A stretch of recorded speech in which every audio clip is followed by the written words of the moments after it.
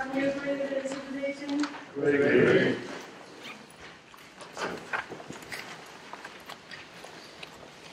Councillor Wilson, sorry, Williamson. Wilson is my other name. Good, thank you, Madam Mayor. Sorry. Thank you, Madam Mayor. Just to say that my apologies were recorded. I was a little late to the last meeting, but I did attend and I signed the sheet. So can my name be removed from the apologies? Thank you. Thank you. Members have been asked to display their declarations of interest on the board at the entrance of the chamber. Do any members have any further declarations? I have a few announcements to make this evening. Firstly, I would like to congratulate the University of Sunderland on their success in their bid to open a new School of Medicine.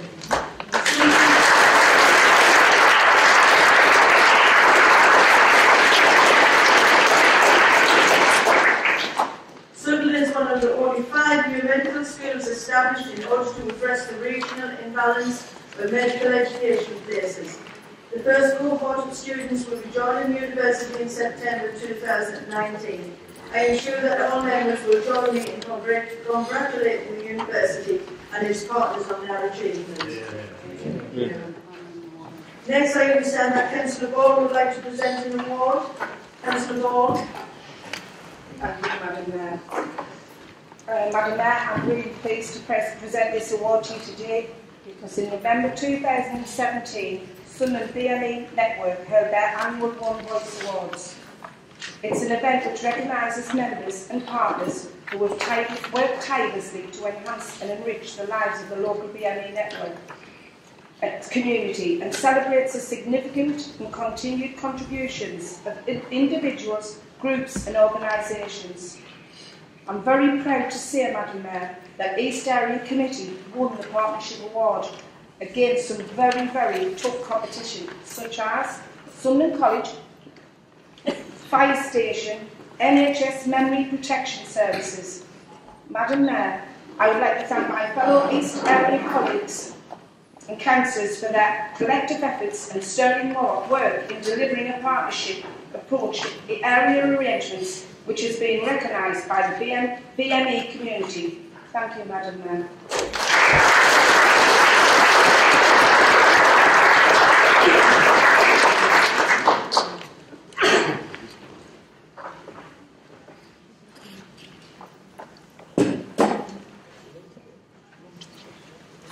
Thank you, Councillor Ball.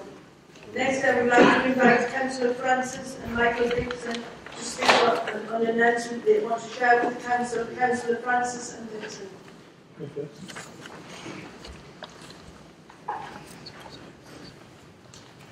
The announcement, ladies and gentlemen, is that Councillor Wood has broken his half-century as a councillor in Sunderland. He's actually not retiring. Councillor Scanlon was in tears just now. So it's my pleasant job to just say a few words tonight and then I'll be followed by Councillor Francis. It started 50 years ago, Councillor Wood. There's actually a little note here which looks like his writing which says, "Tell him I was very young when I started." So when you think about when people first started, we had Harold Wilson as Prime Minister.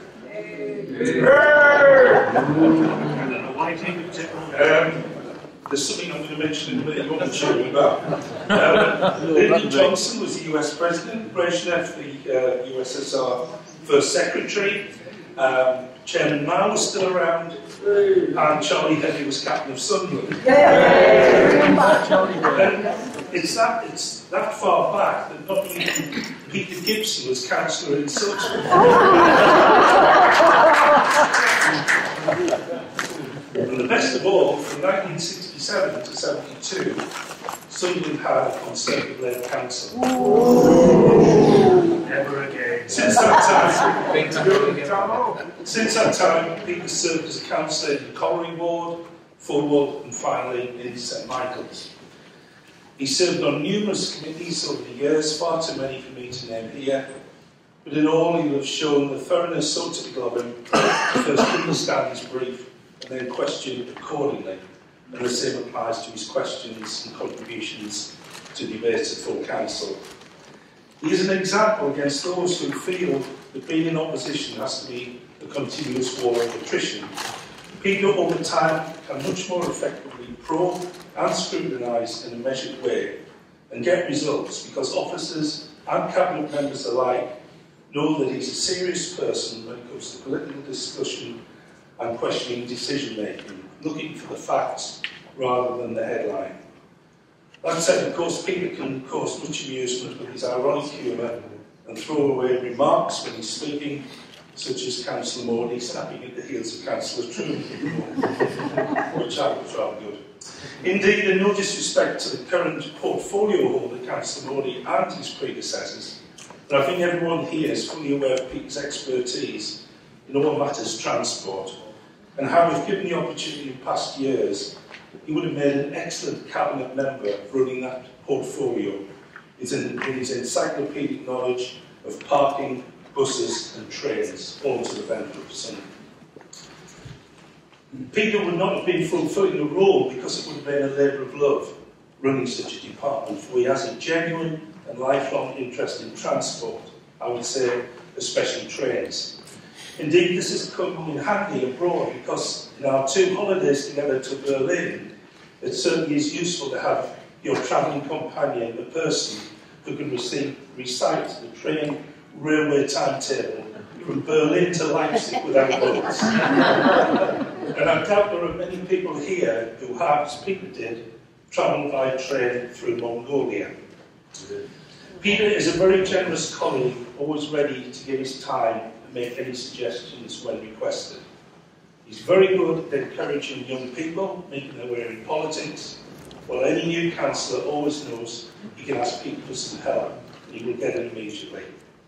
He judges people as individuals, not on a party political basis, and many can learn from that. He's a first-class ward councillor, very popular in St Michael's, with Conservatives, of course, and also admired and respected by Labour supporters for his dedicated hard work. Indeed, just this afternoon when I was door knocking in the ward, one lady said she would vote for me, but hoped I was not replacing that nice Mr Wood. To councillors, Peter is unfailingly polite, and to officers, and appreciative of all efforts for the City of Sunderland. To the ruling Labour group, I believe he is liked and respected for his constructive contribution to citywide issues. And it was clear when, as his deputy, I used to join him in informal talks with the late Councillor Paul Watson and Councillors Truman and Spedding that he was a trusted and respected person. Peter has always felt that each day presents an opportunity to make a contribution to the local government of Sunderland. Look for the positives first and then closely question the negatives when they arise. I've never really asked him, but there must have been days when he would have liked to have enjoyed the challenge and opportunity to run a department with his personal expertise and vision on transport. But I doubt it bothered him greatly, as the political balance for the vast majority of his time was against that happening anyway. Instead, Sunderland has been blessed with an outstanding councillor and main opposition party leader who has been, over these many decades, a credit to himself, his wards, his party and the City of Sunderland. Thank you.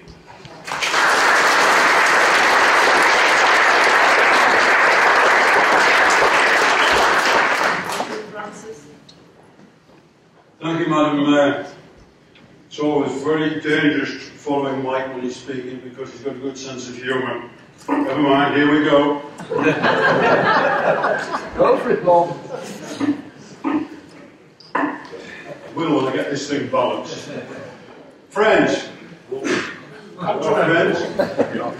here to celebrate the golden anniversary of Peter Wood's election, first to Sunderland Borough Council, the old Corporation Council, and later to the City Council.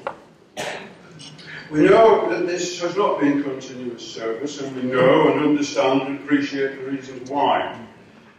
I'm not about to retell Peter's civic history. Much more interested in the Peter I know away from this place, although at times it's difficult to separate the two. I think it is safe to say that I've known Peter longer than anyone else in this chamber this evening. So I must ask Peter's tolerance if some of the stories that follow lack a little inaccuracy that come from a long time ago. We must have first met sometime around about 1951-52, when his parents moved to Sunderland. President Francis, I'll have 2 minutes.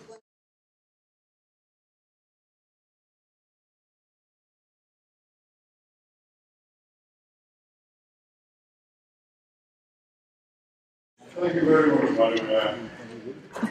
We got as far as formal junior school in the 1950s. Who are we talking about? In the week, I went straight to the back page.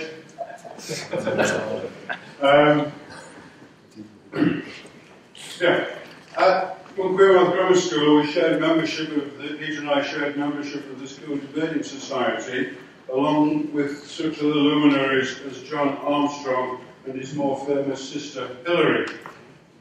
Even then, Peter was a master of the debate, a skill which he has demonstrated at the hustings of a mock parliamentary election.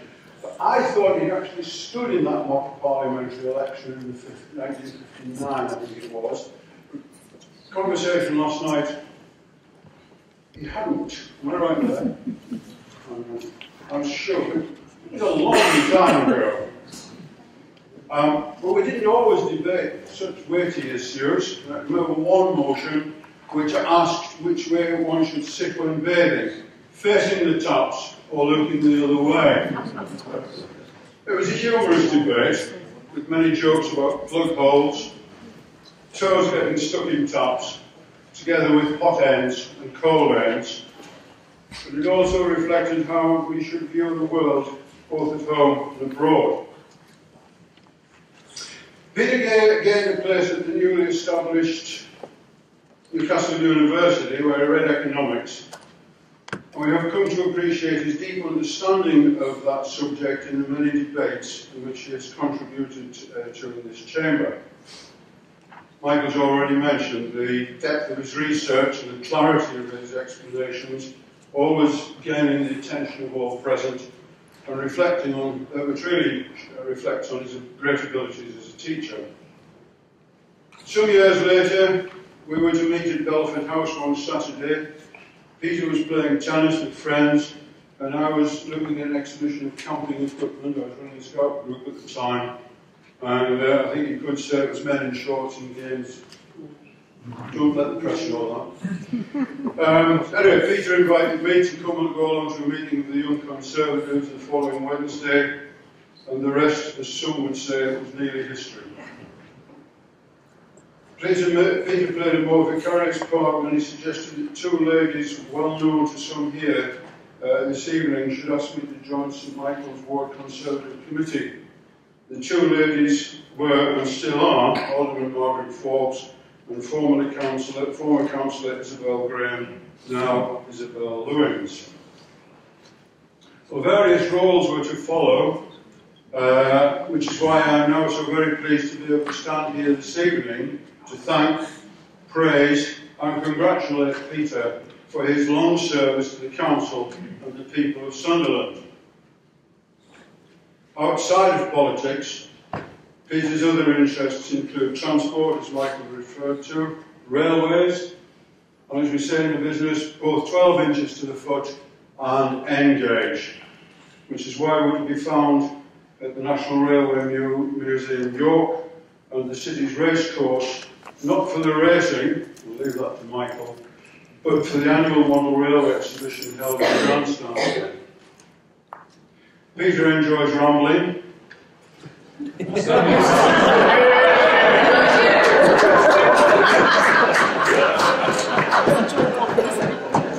a cup of coffee or something else at the end of the book. The standard joke about our joint tendency to lose the track is that had we been navigating the Titanic, it would have never hit an iceberg in the Bahamas. We are a couple of lousy navigators. He was, until recently, a season ticket holder at the Stadium of Light. He, Michael and I have been known to take the train to watch Falkirk known as the Bands, play on their home ground. One particular visit sticks in our collective minds. Mike and Peter know what I'm going to talk about. It was in late January, and from our seats in the stand, we could see the snow on the mountains of the Scottish Highlands on the other side of the Firth of Forth. And the wind was blowing off those hills. And no matter how many layers we had on, we froze.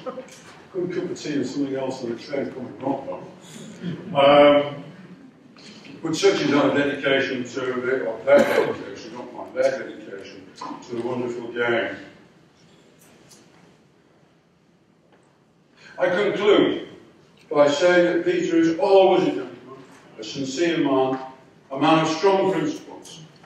He is also full of wise saws and modern instances, but not the Cape also referred to by Shakespeare. Last night, you had a good bit of chicken.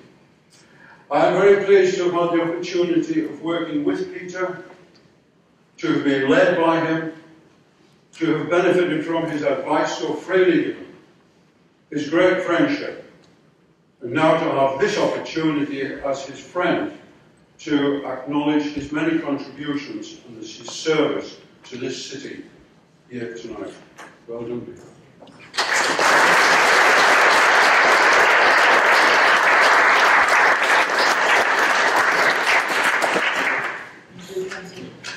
We understand the leader and the Cabinet Secretary would like to pay tribute to the services of Councillor Wood. Leader. Thank you, Madam Mayor. It's a real honour, Madam Mayor, to be paying tribute to Councillor Wood this evening as we recognise his 50-year service to the City of Sunderland. Although we are obviously from different political parties, I have always respected his contribution being the Council Chamber. Peter is a great example of someone who really cares about our city and its people. Over 5 decades, more or less, from being a very young man, he has worked and campaigned for his local community and led the Conservatives in Sunderland. I think he was led astray as a young man because he joined the wrong party. I've not met anyone, Madam Mayor, who doesn't think that Peter is a true gentleman. He's thoughtful, genuine and wise, and he is always willing to share that wisdom in over half a century in politics.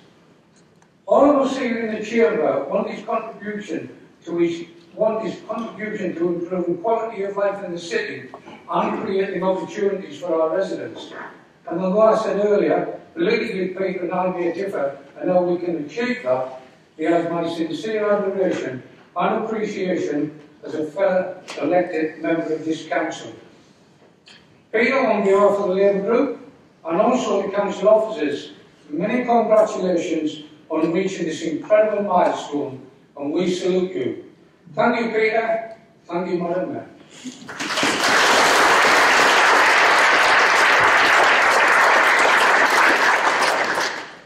Cabinet Secretary. Thank you very much, Madam Mayor. Just a couple of anecdotal instances, shall we say. I mean, Peter's obviously a great orator in this theatre, good speaker, clear, and we can have a really good debate. But I'm just going to probably remind him of 2 instances where he's happy. He really put me in my place once, so I thought I might try and put him in his place later on. It was about the description on a budget around, I said their budget was on the back of the fact packet, and Peter never let me forget that for the one of that meeting.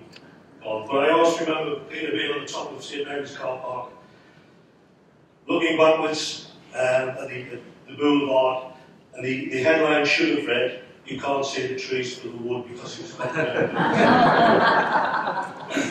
But obviously, you know, our politics differ, but clearly Peter has respect in the chamber and well earned and well deserved. So thank you very much, Peter, for your service, and I hope you can continue to serve the citizens of Sunderland as passionately as you have done in the past. Thank you.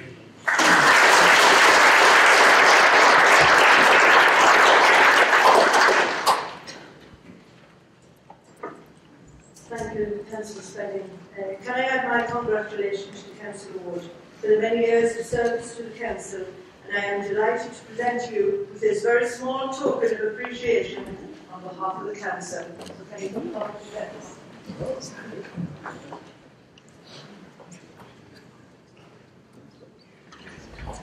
As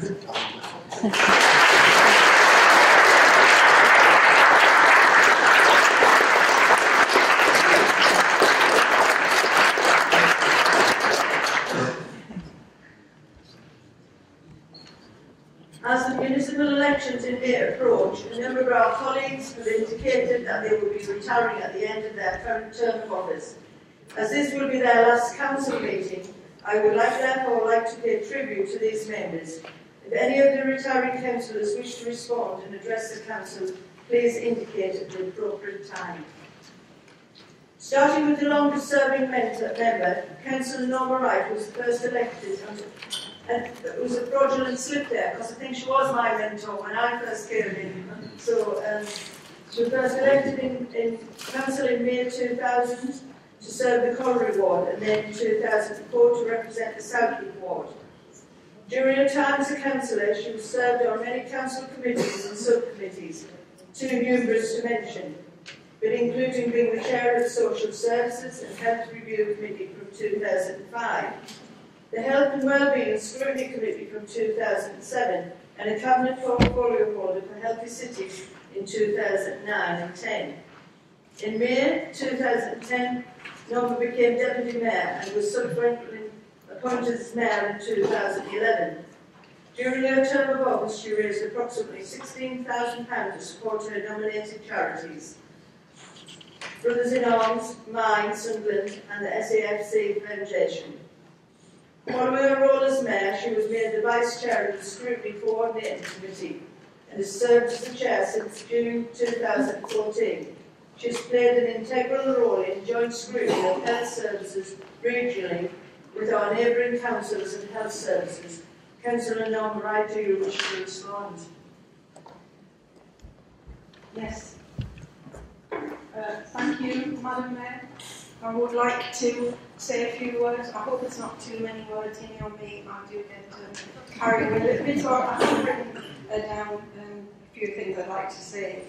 I would like to thank everyone really who has supported me, but I think first of all tonight I would like to pay tribute to our recently deceased leader, Paul Watson, for his trust, his understanding and his support in me over many years. Yes, as was said recently, we did have a few blips, but why shouldn't we? It's called democracy, and I am quite a thinking person, and I do have an inquiring mind, so we did have our little confrontation sometimes. I would like to say thank you to all my colleagues in the Labour group who have also supported me and encouraged me. And indeed, I'd like to thank those who haven't supported and encouraged me. You can't be liked by everyone. And as J.F. Kennedy said, our antagonist is our helper. He strengthens our skills and sharpens our wits. I'd like to say thank you also to my opposition colleagues, that's both my Conservative colleagues and Lib Dem colleagues, for the support that they have given me, particularly, of course, my Conservative colleagues over many, many years. For myself, I would like to say that I have always believed that there are some things that should simply transcend politics. I've always believed it, and I still believe it today. I'm grateful to all of my opposition colleagues on Overview and Scrutiny and all my colleagues from the Labour group for their commitment and support, and to my Vice Chair, Councillor Diane Snowden, for her support. I'd also like to thank the former Councillor David Tate, who is now Alderman Tate, because I was Vice Chair to David for quite a number of years, and we always worked well together.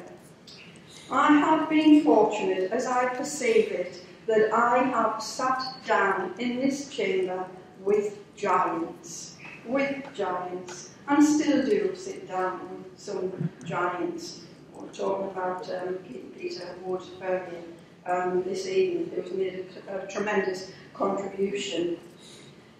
I couldn't let tonight pass without paying tribute to all of the officers who have supported me over the last 18 years. And I thank you all for that. Some of you are here tonight, and I particularly would like to say thank you to Charlotte Vernon, the scrutiny team, and to Irene Lucas for her recent support in quite a challenging situation. So thank you for that. I couldn't let tonight pass without paying tribute to my former colleague, not only a colleague, but a friend and a mentor, and that is Councillor Florence Anderson, who, when I first started, was a great guide and mentor to me, as well as a friend, and she taught me so very much. Thinking tonight of another colleague, my former colleague and very dear friend, Christine Shattuck. Many said that we were formidable. We were a formidable duo. Now you might not think that, but that's what people said. We certainly were fearless, and we were never afraid to challenge, which did make us unpopular at times. But that has never bothered us, and it certainly has never bothered me, because I've always sought to carry out my duties and my responsibilities diligently and with integrity, putting my heart and soul into everything that I've ever did as an elected member of this city. Councillor Francis, I'd just like to mention briefly, he'll remember this well, and some colleagues here. Well, we had a really important scrutiny meeting. There was about 5 councillors and quite a number of officers, and we were going up to Washington Multipurpose Centre, but we were meeting in Mowbray Park. Well, it just so happened that that morning I was really ill. And I rang them up and I said, look, I've got an appointment at the doctor's and I have to go. But hang on, wait for me, I'm coming, I'll be over. And when I saw the doctor, who wasn't my usual GP, she said, you need to be admitted to hospital. So she rang up the hospital, and there was a 3-way conversation, her, the guy on the phone, and me. And she said, oh yes, I have, but they've got a bed, you have to go this morning. And I said, I can't do that. I've got a really important meeting. And Councillor Francis will remember it well because I was ill. In retrospect, stupid. When I saw my own GP 3 days later, he was furious and said, I can't believe what you did. You could have died with the condition that I had. But anyway, I've lived to tell the tale. What I want to also say is that, sorry, I've lost where I'm at a little bit. The last few years has become harder for me, certainly, as chair of scrutiny, and I think that many colleagues themselves perhaps do not realise that. But I was appointed chair of the North East Combined Authority, which I chaired for 3 years, and Paul Watson once stood in the chamber and said, really, I led the way together with the officer Karen Brown, which was fantastic. And I've been co-chair for the Joint Overview and Scrutiny Committee. None of them paid commissions, as some of my paid positions, as some of my colleagues did think. It was purely, as been said earlier, a labour of love and of duty. But as I said, the workload has been phenomenal for myself as scrutiny members. But as far as I'm concerned, those members looking around, you know who you are. I think you did a great job, and I think we were a really good team. That's what I feel anyway. I've been fortunate and humbled to have occupied many positions, as the Madam Mayor has said, including the Cabinet, including being the Mayor of the City. I've travelled abroad with the European Health Organisation. I've been to Buckingham Palace and to Downing Street, the latter in recognition for all my fundraising efforts, bringing people like Lord Putnam, Baroness Jade, Baroness Estelle Morris, and raising a lot of money for the Labour Party. And I'd just like to say, at a time when people are so often cynical, today, so often cynical about political representation, I am proud to say that I have represented my residents and this city faithfully and I've been so very often a voice for the voiceless in many, many arenas. I would also like to think that I have been a good role model, particularly for women in politics. I've loved representing Southwick Ward and achieved some great things that many people would not even be aware of, but certainly Councillor Smith, where Pat is, will remember well. Pat, the battle we had to save Grange Park School, and we saved Grange Park School, and that became an outstanding school. Saving Marley Ponds, which some people really wanted it to be demolished, but the residents didn't, and we had one street demolished, and that place is still there today, and it would have been just wasteland in fact. I've loved working with people like Maureen Ambrose, Margaret Higgins, Rosalind Copeland.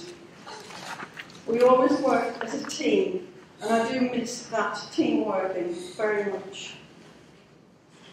I've never been a career politician, ever. I'm proud that, that with other people, that I've been able to do a lot of very positive things for the city of Sunderland. I have always, always encouraged young people to come along to become councillors, and Councillor Elliott sat in my house and I told him that. However, I'd just like to say, I do not believe that youth should be at the expense of older, experienced people. I think we do really need to have a good mix in our wards. Just to conclude, I've done all the door knocking, all the leafleting, I'm sure you all know that. I've done it right across the city. Some people, when I've been doing that over decades, some people here tonight would not even be a twinkle in their father's eye. But what I want to say in conclusion is to thank you all for allowing me to be a co-traveller with you all my colleagues from whatever political affinity they have, to thank you all most sincerely for being there for me, for supporting me, and for just to say that it has been for me quite a ride. I've absolutely loved it all, and I wish everybody well. Thank you.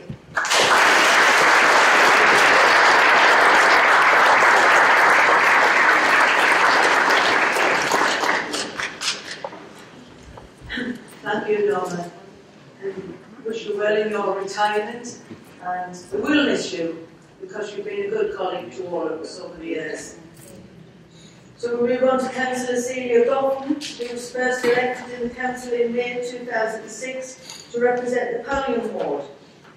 She has served at a number of committees, including the former Children's Services Review Committee as a Vice Chair, both the Licence and the Regulatory Committees, the Corporate Parenting Board and the Human Resource Committee. Celia has also been a trustee of the Park Trust and the Pallion Action Group in the ward. In addition, she has served as a governor for many years at Hillview Infant School, the former Sunderland High School, Academy 360, City of Sunderland College and the University of Sunderland. From May 2009, Celia has worked tirelessly as a Cabinet Portfolio Holder for responsive services and customer care, working with the community and voluntary sectors, and on the development of Sunderland's approach to community-led local development to support positive outcomes for the residents of the city. Councillor Goffin, would you like to speak? Just very briefly, in the light of events, Chair, just to thank my friends and colleagues in the Chamber, and to thank really all the people that have worked with on the boards that you have mentioned. They have been fantastic. To thank officers who I have worked with, and you know, Charlotte has been mentioned, but Liz, clearly others that I don't want to take up the time tonight to list. I go with mixed feelings. I am thrilled to go, really, the truth be known, Chair, because I think, I'm looking forward to not having the soul-sapping cuts to implement, year on year on year. It has literally been, as I say, a soul-sapping experience. Coupled with that, there has been absolute delight. The bridge, the infrastructure, the IAM, huge projects that, as a council, we have brought into fruition. All of the potential jobs. So it is very much mixed feelings. I thank my late brother Paul, obviously, because without him needing a woman on the list all those years ago, I wouldn't have got to put myself forward. And he was always a great support. But mainly, Madam Mayor, I thank the residents of Pallingham Ward. I thank them for voting for me in successive elections and through them enabling me to do the things that you have mentioned. It has been an absolute privilege, but I am leaving to have some fun. So it's about 2 weeks. Thank you very much.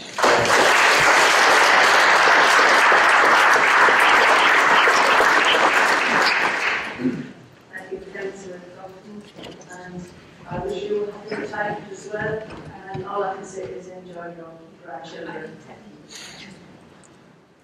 Councillor Alan Emerson was elected to the council on May 2010 to represent the Ryde Ward.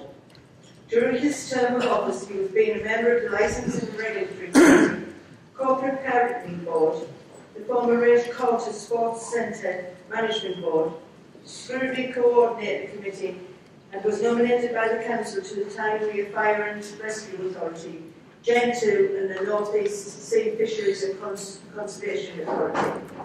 Alan was elected as the Mayor in 2016, supported and raised over £7,500 to share between the St Benedict's Hospice Sunderland, Headlight and Diabetes UK charities. Councillor Emerson, would you like to speak? Thank you, Madam Mayor. Thank you. Just to say, it's been a privilege, I think, to be a councillor in the city. It's also been a great privilege to be the Mayor of the city. And I think, basically, what else would you say to top that? It's got to be the best job in the council. It really has. It's been entertaining. I met an awful lot of people, both as a councillor and as the Mayor.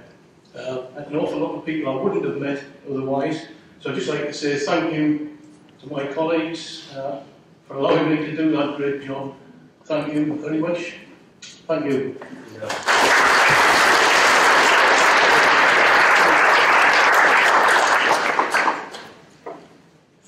Thank you, Alan. And I know he's joined the Camera Club, so hope this will be future going on for the next few years.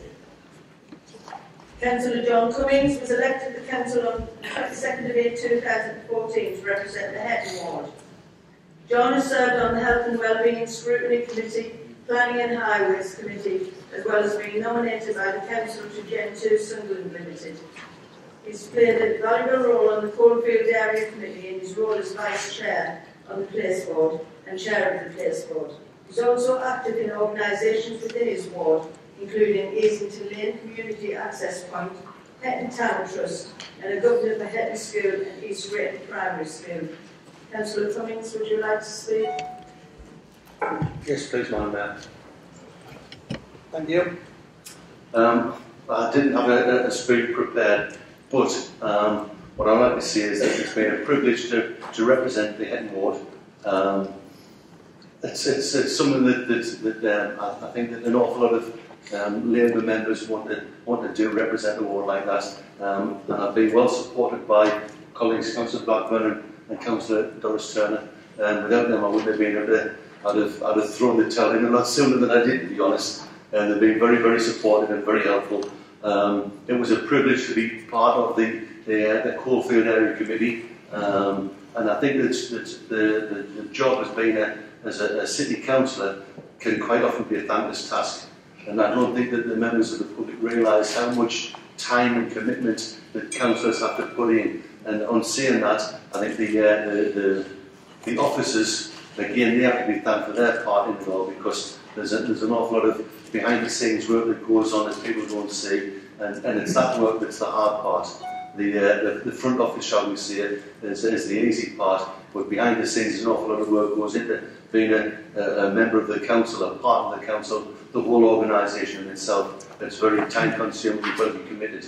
And I think that the people that are party to this are doing a sterling job, especially under the restraint that they have, the cuts that's been implemented over the last years, and you go to such as a Coalfield, the area committee, and you hear all these cuts and you know, the budget slashed here, slashed there, and we still have to provide that service. So the officers are coming to committee meetings, they're doing a presentation to say we've lost X amount of £1 million, but we've still got to provide that service. And I think the hat goes off to these people that are actually making the show fit, shall we say, in that they're still providing a service with the restriction that's in place. And it does get you down at times when you're looking at how to be party to this, to make sure that the service is being provided, knowing full well that the finances are not there to provide that service. So I think everyone in this chamber, we're all wanting to do the best for our community,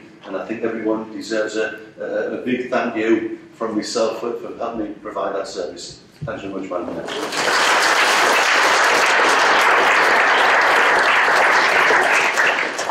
Thank you, John, and I hope you still keep working in your community. Thank you. We'll move on to Councillor Billy Turton, and I'm going to read it out because I know Billy's not here because obviously he's at the hospital with Mary now, but I hope we can send our best wishes to Mary. So, Councillor Billy Turton was elected to the Council on the 22nd of May 2014 to represent the Horton Ward.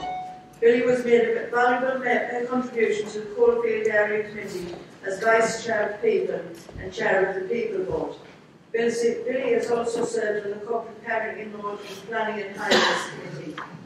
Billy was representing the Council on the Horton Fees Steering Group, Horton Race Course Community Access Panel, and Great Eccleston Green Farm Panel. So I wish to go out to Mary and to Billy tonight. So thank you.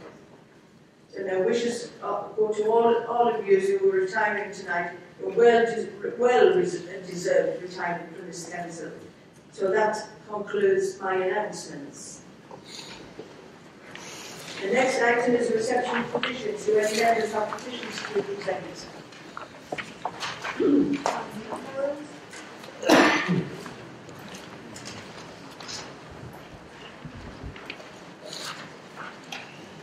Can we refer to Councillor Dunn, have you presented your petition? Thank you, Madam Mayor. Madam Mayor, this week we handed a petition to the Deputy Leader from the residents of St Peter's Riverside Estate. They were wanting to get the 700 bus to reroute down there, down Liberty Way, along the seafront and down Marine Walk. Thank you, Madam Mayor. Thank you. Have you agreed to refer this to the appropriate Chief Officer? Agreed. Do you have any apologies for absence? Yes, Madam Mayor. We have apologies from Councillors Checker, Davison, Hunt, Kelly, W. Turton, Waters, and Honorary Alderman Arnott and Forbes. Councillor Watson, Madam Mayor.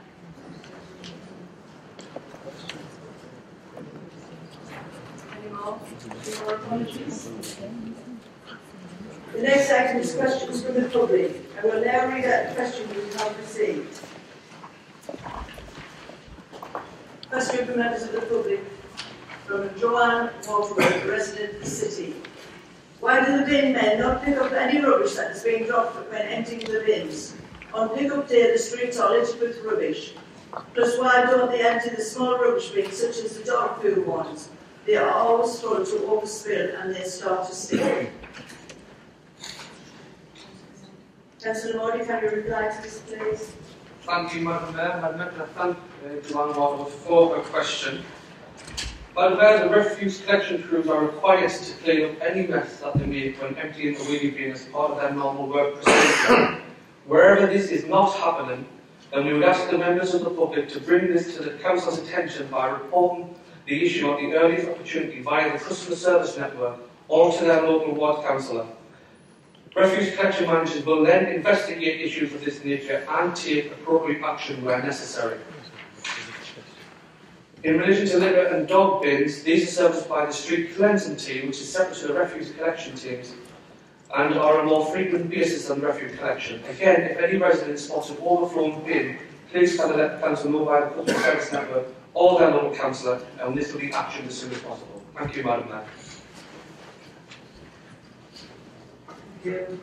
Question 2, members' expenses, from Christian Brown.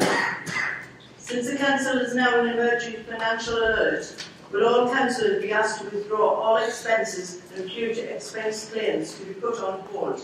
As with the residents of Sunderland expect to tighten our belts, then our councillors should also tighten theirs. Would you agree? Yes. Councillor Morley? Thank you, Madam Mayor, and I also thank Christian Brown for his question. While there are significant financial pressures at the Council is not in emergency financial alert. As members of the public may be aware, we set a balanced budget for 2018-19 at the budget meeting just a couple of weeks ago. So far as members' expenses are concerned, Madam Mayor, there's a report is on the Council agenda later on the meeting.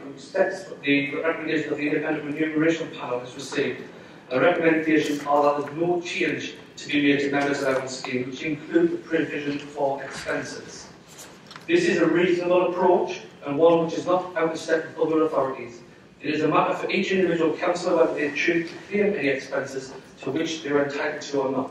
But now, just for further information, once I received this question, I did a little bit digging into the expenses that have been claimed for the last 3 financial years by elected members while on council duties. And I can report to council that of the 84 members who served on the council during the 2015-16 financial year, only 7 members claimed expenses that year, at a total of £505. In 2016-17, out of the 82 members who served on the council that year, only 4 members claimed expenses, at a total of £592.81. So far this financial year, up until the end of February, which obviously the financial year doesn't end until the end of March, so far this year, of the 76 members who have served on the council, only 6 members have claimed expenses at a total of £190.25. I hope that puts into context that the myths and the frankly lies that are spread on social media that everything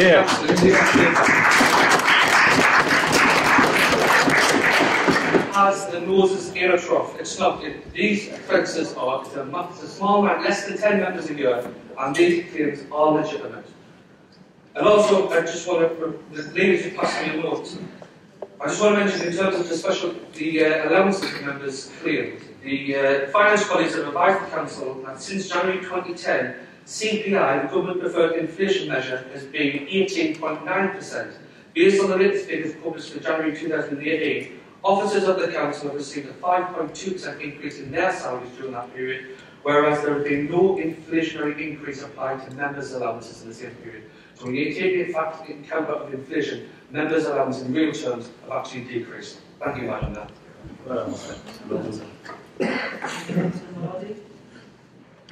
Question 3 from David Tatters. As a resident of Barnsley in Washington, I would like to ask the elected councillors if they are aware of an increasing problems faced by residents in north and east wards of Washington. There are 6 industrial and 1 retail estate near our homes. Our homes and living space are being overwhelmed by the additional enlarged footprint of industrial development. Due to the disappropriated amount of industrial and retail development, we now face additional traffic problems, air noise and other pollutions, in addition to the stream of litter from non-residents combining to reduce our quality of life. At a time when local authorities are seeking to reduce pollution and improve air quality, We are the people in this area of Washington who face the prospect of more pollution of all types. Councillor Modi. Thank you, Madam Mayor. We also thank David Tavis for his question. Madam Mayor, I would like to reassure Palmerston residents that the Council will treat potential nuisance and detriment to their amenity very seriously. New developments that come forward are considered very carefully and expert advice is taken on a full range of impacts from development. For larger developments including industries, this will often include a full environmental impact assessment. Legislation and policy is in place to ensure amenity is protected and the environment is safeguarded from significant harm as a result of development. There is, of course, a balance to be struck between the value that employment development brings and the contribution it makes to the local economy and job creation, as well as that to the local community. The industrial sites in Washington are hugely valuable to the city's growing economy and wealth creation.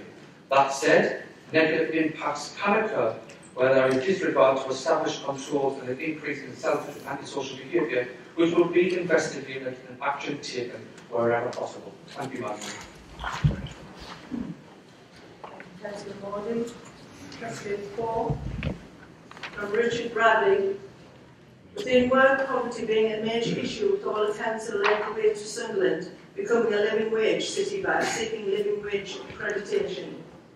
Councillor Truman. Thank you, Madam Mayor. Madam Mayor, I am proud to say that since April 2016, the Council has been complying with the recommendations of the Living Wage Foundation in respect of the minimum rate of pay for our employees. Currently, our lowest rate for new starters is £8.55 per hour, which exceeds the current Living Wage Foundation recommended of £8.45 per hour. Our minimum rate will increase again from the 1st of April 2018, subject to the implementation of the National Pay Offer to £8.82 per hour, which will exceed the Foundation's recommendation of £8.75. Thank you, Madam Mayor.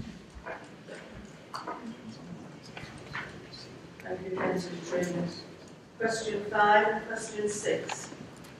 The following questions from Dean Newby and Elaine Lowe, the residents of the city, will be taken together. Will the Council be responding to these accusations of corruption that grow daily on social media and news articles? In particular, are the media statements regarding corruption investigation reports being withheld true or false? Sunderland Council has informed several members of the public that the questions they submitted to be answered at the Council meeting was improper or offensive. The question was, will you release the Wilkin Chapman report regarding corruption within the Council? How does Sunderland Council consider these requests to be improper or offensive? Councillor Truman. Thank you, Madam Mayor. I welcome the opportunity to set the record straight in respect of allegations that have appeared on social media. There is no investigation into alleged corruption in the Council. The correct position is that whilst an independent review is being commissioned by the Council from a firm of solicitors to consider the handling of various property transactions that have been queried by a member of the public, there is no investigation into corruption. The review was originally into Pierpoint land sale and development only, and it was due to take 12 to 16 weeks to complete, and therefore would have been available late October or early November 2017. At an initial meeting with the members of the public who had raised the issue, he identified further sites. The Council agreed to include these in the work of the review, and as a result, the scope of the report was widened. This required access to significantly more documents and interviews than had originally been envisaged. A draft report has been circulated to those interviewed for checking factual accuracy. The firm of lawyers advised that they are nearing completion of the report, and it will be available on the Council's website on Friday, this Friday. On the second part of the question, Madam Mayor, I am informed by officers that a number of questions to Council were received from members of the public which were based on an assumption and that there was an investigation into alleged corruption underway, all which assumed that there was corruption with the council, within the council. On that basis, Madam Mayor, in accordance with the council's procedures, those questions were rejected as improper or offensive. The individuals who had submitted the questions were advised of this and of the correct position in respect of their review of the questions, and they were also informed, if they wished, they could rephrase their questions and resubmit them. I don't believe any of that happened, Madam Mayor. Thank you. Thank you, Councillor Spendle. Question 7 from Linda Mary Wood. Have the council any plans to improve the state of decay the civic centre has fallen into, or do they intend to move to a new premises? Councillor Spendle. Thank you very much, Madam Mayor. Can I thank the member for the question? And the answer is we are currently carrying out an options appraisal on whether to refurbish the civic centre or move to new premises. We expect to make that decision later this year. Thank you. Thank you, Councillor Spendle. Question 8 from Amy Humble. It has been noted and observed that there is no elected member currently on the council from ethnic minorities. Therefore, this population in our city is very underrepresented at present. What initiative, if any, do the council have in place in order to encourage people from ethnic minorities to be active and engaged in local politics? Councillor Truman. Thank you, Madam Mayor. Participation in the democratic process matters. It really does matter to us. But it's important that political parties take positive action to engage underrepresented groups in politics. Last month, the Equality and Human Rights Commission published a guide for political parties on the Equality Act of 2010. It includes an explanation of the positive action that can lawfully be taken by the parties to increase the participation of underrepresented groups in elected office and within party structures. This includes addressing any underrepresentation of people from races or ethnic groups, disabled groups, transgender people, women or men, and lesbian, gay or bisexual people. It also explains, Madam Mayor, when and how members of political parties and people who want to become members are protected from unlawful discrimination. From the council point of view, everyone in the city is encouraged to participate in civic life and in our democratic process. We currently have an elected of 207,846 in Sunderland, which is an increase of over 3,000 from last year. As part of the Electoral Registration Office's engagement strategy, the Council's electoral service team are raising the awareness of voter registration. For example, by engaging with organisations such as the university and the college, and by attending community group meetings, including the BME network. From a political party point of view, I can only really comment on my own party and confirm that people from absolutely all walks of life are welcome and encouraged to get involved in local politics and to play a role in representing their community. In the local election this May, Madam Mayor, I am delighted that the Labour Party will have a BME candidate standing in Barnesworth. Thank you, Madam Mayor.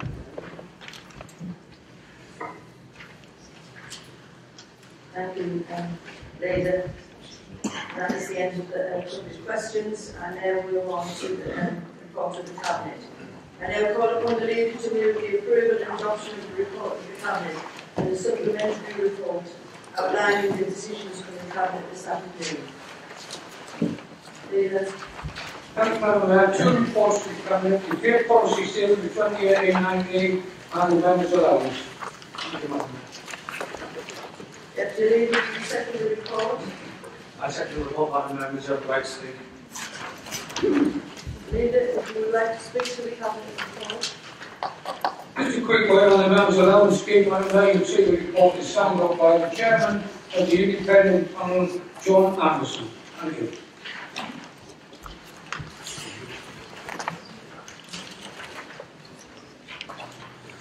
If any members wish to speak, please raise their hands, indicate the item number and state whether you have an amendment, a comment or a question. Councillor Oliver. Thank you, Madam Mayor. A comment on item 2, please.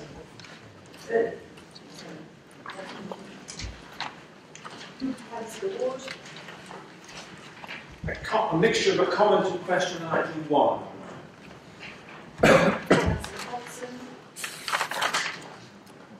Thank you. A comment on item 2, please, President. Councillor Housewell. Comment on item 1, Madam Mayor.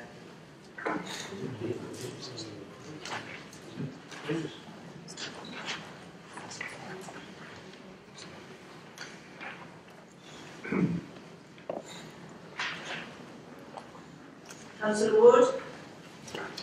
Thank you, Madam Mayor. Item 1 is, of course, the pay policy statement, the annual statement that we receive. I want to draw members' attention to page 24, it's paragraph 3.2. At the top of page 24, the second bullet point refers to pay multiple, and it makes the point there that we need to give information about the ratio between the highest paid salary and the median salary of the whole entitlement workforce. Previously, we were required to publish the ratio between the highest to lowest paid. And then if we go to page 34, Madam Mayor, this is paragraph 5.1 now, at the last section of that paragraph. The ratio that is quoted is again still between the highest paid, or the pay of the chief executive, and the lowest paid worker. That's what it says. It's not meant to do that. It's meant to be the median worker, the person in the middle. We have some confirmation, Madam Mayor, whether the council has done the right thing, or the wording is wrong, or factually it's wrong. Something's wrong,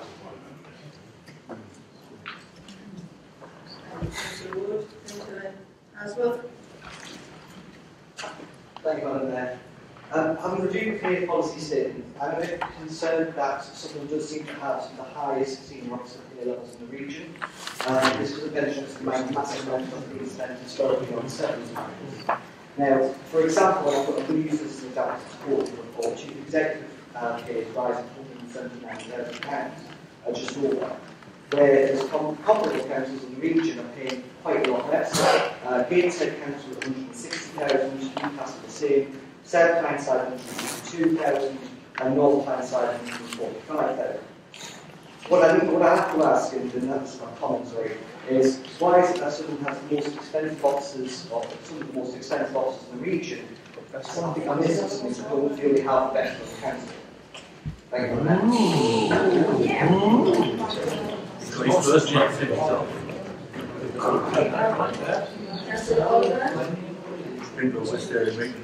Thank you, Madam Mayor. Just 3 quick points I'll make about item 2. Firstly, the Conservative Group were pleased that the panel is to be refreshed. And it was actually Councillor Michael Dixon who inquired about that first of all. It has been the same 3 people for a long time, and obviously we thank them for their service and producing a report every year. But we would make the point that whilst it is the panel that decides on council allowances rather than the councillors themselves, we do feel there have been a lot of representations over the years, and actually very little has changed. So we would, I think the only thing that has really changed in recent years were very small adjustments to carers' allowances and to the deputy mayor allowances, but apart from that, there's not really been a response to many of the representations that have been submitted. So we look forward to a new, refreshed and larger panel in future years. Secondly, we did ask and have asked on a couple of occasions about policy assistance, and in particular exactly what they do, and we do welcome the fact that there has been a report on that. We do feel that it's very, very important that people claim allowances, that we are open about exactly what people are doing and how those posts are defined. And the third one, we did put forward a specific proposal about the Planning and Highways Committee and the subcommittees that belong to that, really feeling that because there have been meetings where there's been less business than usual, that we could restructure that and actually reduce the allowances by restructuring the committees. That again actually was Councillor Michael Dixon who proposed that. So we note that is in the report that has been considered by the panel, and they've sent that back to the council to decide, and if that is decided, then they would adjust the allowances accordingly. Thank you, Madam. Thank you. Councillor Hudson.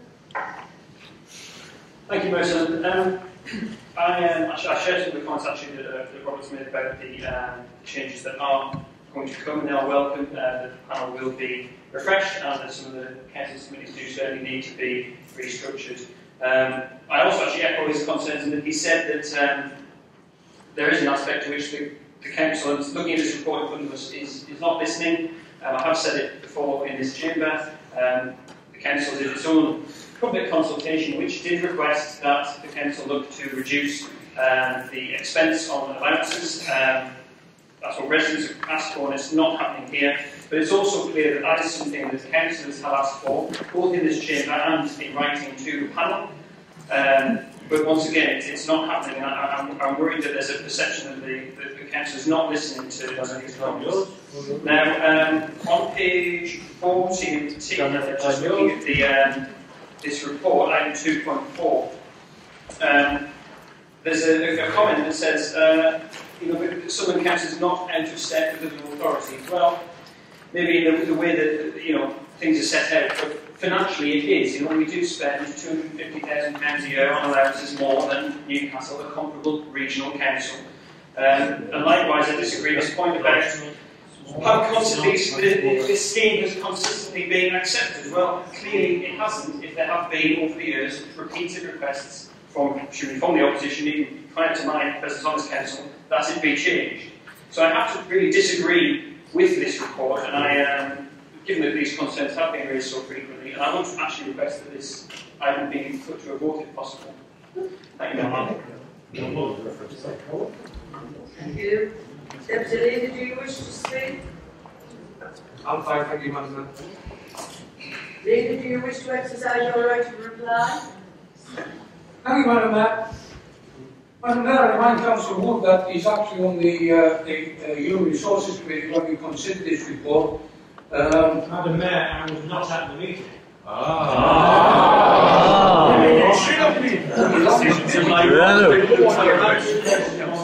Yeah. Very profound. Yeah, I'm going to say the report, yes. I'll move on to Council Hospital. We don't have the highest allowances. You need to check that out. And all this talk about this remuneration panel, let's remember, this remuneration panel is an independent panel. They have constantly reviewed the policy assist role. They are quite satisfied, and it's mentioned in the report, with the role. The role has progressed from what it was when we first started, like everything progresses and changes. We've asked every member, or every member of this council, has the opportunity to actually feed in to that independent panel. It is being expanded, as Councillor Oliver alluded to, and that will give us more of an opportunity to take on board fresher minds, different people. But until we change that to the council putting its own expenses and its own allowances in place, this is done by an independent panel. I mentioned earlier, it is signed by John Anderson, the current chair. I don't know how more independent you want it to be. Unless, of course, you want to sit on the panel yourself and decide what your increases might be. Thank you, Madam Mayor. Madam Mayor, I haven't had an answer to my question. Oh, that's right. Madam Mayor, Councillor Wood has had the opportunity to dig into this report by having a minute. Why didn't he bring this up with the officer concerned? He wouldn't get the answer. But I'll certainly look in. If you send me the answer in writing, we'll certainly get that answer to him. Thank you. Do you accept the report of the council? Great. Will you take it to a vote? No.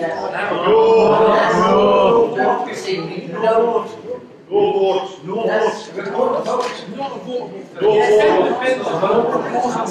I've taken advice and yes, we have to take it to a vote. That's a joke, that, man. I'm sorry, but Madam Mayor, that's completely at the You accept the report of the cabinet? Yes. Yes. Yes. But I'm voting for the report. Now, we'll take the vote again. And the vote is you accept the report of the cabinet. Yes or no?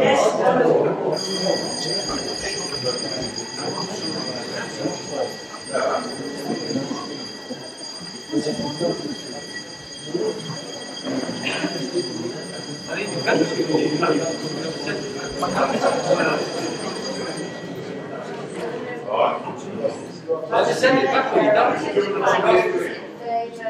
No abstentions, 3 votes against, and therefore the motion's carried.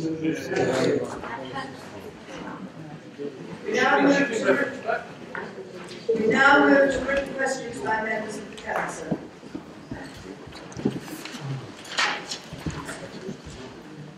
Question 1. Has the portfolio report given a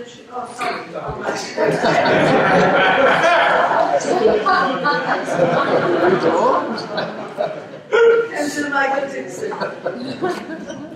Thank you, Madam Mayor.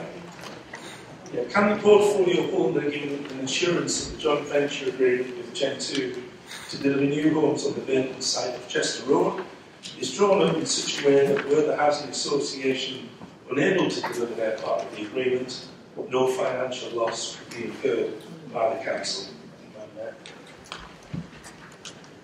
Thank you. Councillor Graham Miller. Thank you, Madam Mayor, and thank you, Councillor Dixon, for prior knowledge of the question. The funding agreement between the Council and Gen 2 in respect of the Chester Road site contains the appropriate protections for the Council regarding the proposed investment in the relevant infrastructure works for Chester Road.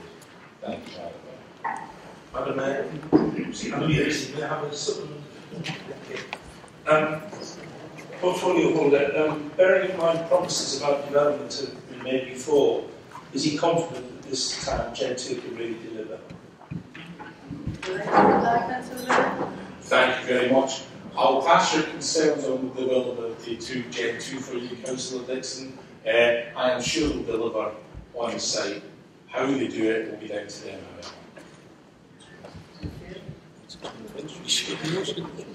Question 2. Councillor Michael Esser.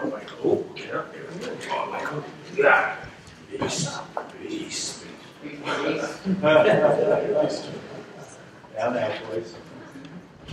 Will the lead member for Children's Services report on the current number of posts filled by interim staff within the TFC social care workforce? Is it an improvement to the position reported to the Council in January 2018? Oh, that must be January 2017. 2018, apologies. January 2018. If not, why not? Thank you, Madam. Councillor Farthing. Thank you, Madam Mayor. Thank you, Councillor Essel, for applying notice of the question. Pleasure. In January 2018, 72.27% of all social work qualified posts were filled permanently, and in February 2018, this figure is 71.77%. The decrease is attributable to a leaver in February 18 due to the post holder wishing to explore other professional opportunities, and there were 2 appointments anticipated to commence who withdrew from the appointments due to personal reasons. Thank you. Thank you. Question 3. Councillor Niall Hudson. Thank you, Mayor Sullivan. The recent Ofsted report into adult education here in Sunderland makes direct criticism of elected members of this council, stating that they, quote, have been too slow to recognise and hold managers to account for the recent deterioration in the achievement of apprentices and the emerging safeguarding concerns, and, quote, not been decisive enough in ensuring that managers take action to address these issues. Will the new leader address the long-standing lack of accountability amongst this council's cabinet and scrutiny position holders, and remove the individuals responsible for overseeing this failure from their roles? Thank you. Councillor Miller. Thank you, Madam Mayor. Whilst we have expressed our disappointment as to the recent Ofsted inspection findings, the same service was judged to be good in the previous 2 inspections. As would be expected, we are implementing improvement activity, and elected members of scrutiny will be tasked with overseeing this. I would also draw attention to the positive recognition stated in the report of both the commitment and passion of elected members for the service, and that senior leaders and managers have developed a curriculum that meets the need of employers and communities well. Thank you, Madam Mayor. Can I ask a supplementary, please, Mason? Thank you. I was going to address this as the leader, but I don't know who one has to speak to in the cabinet. But we clearly have several portfolios which are presiding over disaster after disaster in the city. My question is, precisely what does one have to do to get sacked from this cabinet?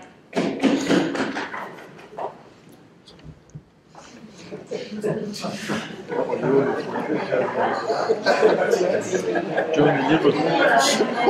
Join the Liberals. Or the Tories.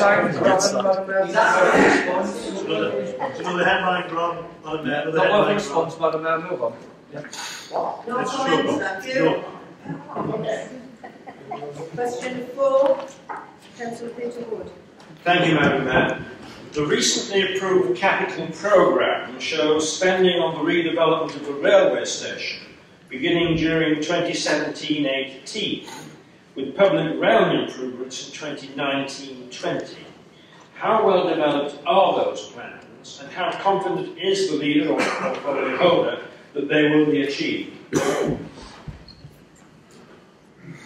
Thank you. Councillor Spedding. Thank you very much, Madam Mayor. Members will recall that Council and Nexus have jointly commissioned Network Rail to prepare detailed designs for the redevelopment of the Central Railway Station. The project team has to date undertaken a number of technical investigations to establish the current position of the subterranean structure. I think that's the one underground, isn't it? As any new station will be constructed above. Additionally, the project team have been revising previous designs so that any new station will now also include the Burger King unit, and we are in discussion with the current tenant to allow this to happen. Detailed discussions also continue with Northern Rail, the current station franchise operator, to ensure that proposals fit with their aspirations and business needs. We are now in possession of a comprehensive suite of technical reports, and the project team is progressing with the detailed designs. Members should note that these designs will also include improvements to the public realm immediately in front of the station.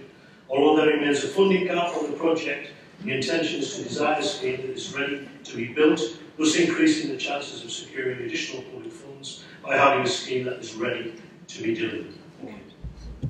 Supplementary, Madam Mayor, please.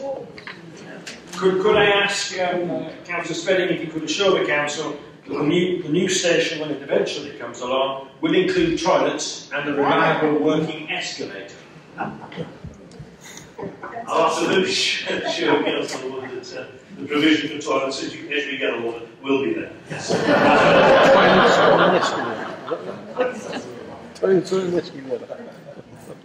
Question 5, Councillor Elizabeth Gibson.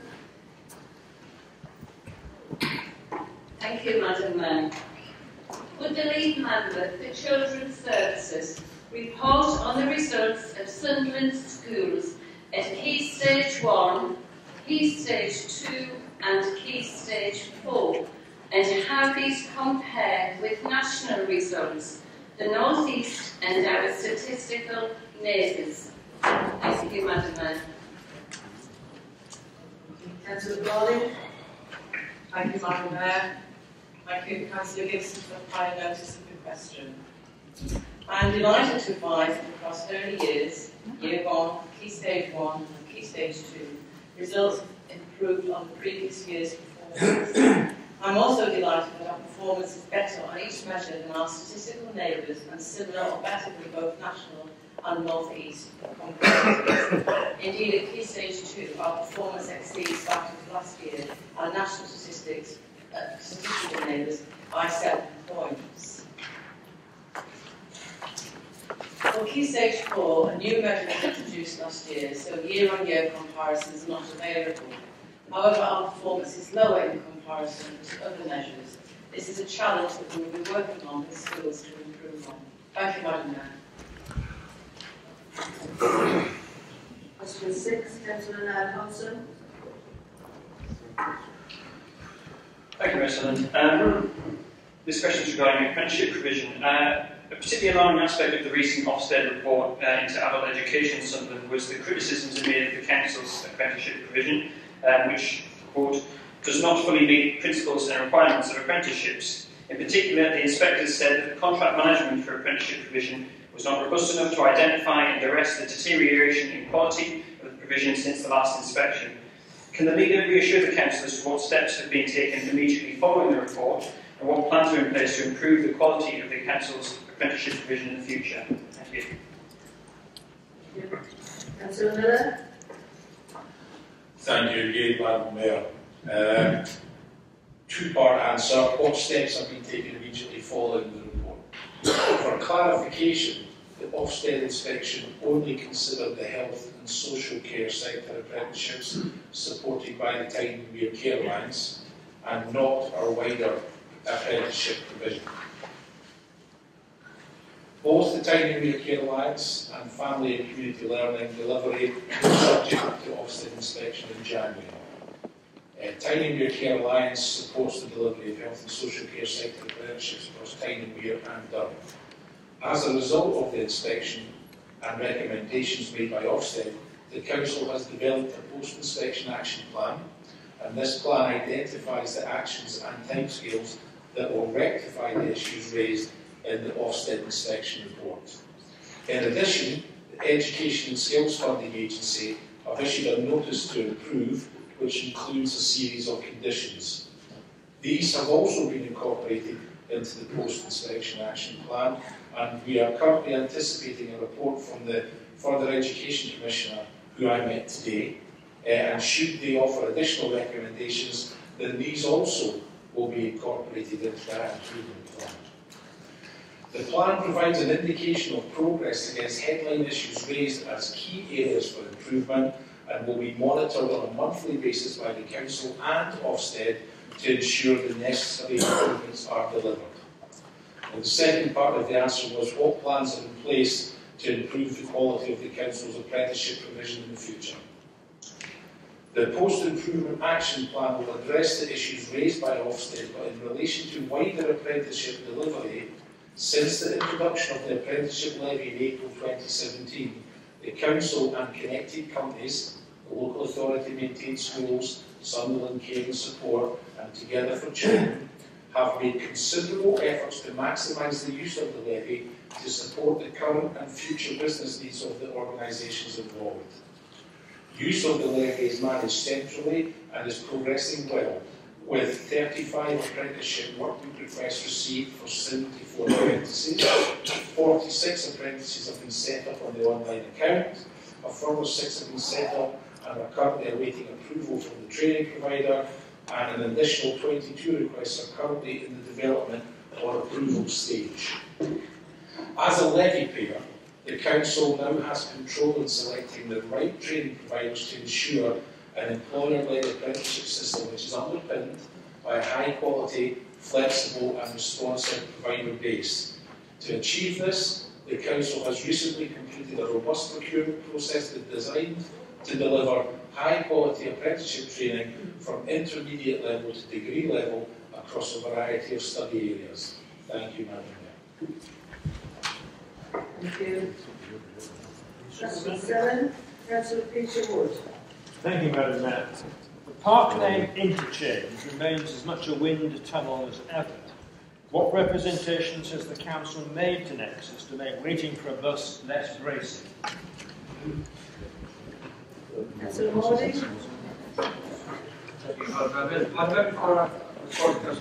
I just add my voice to the congratulations to Councillor Wood to 50 years service.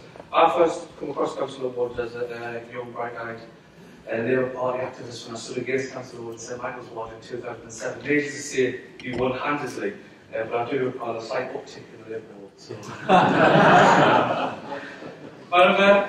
When the interchange was built, glaze panels were installed to reduce the effect of weather for passengers waiting in the bus station.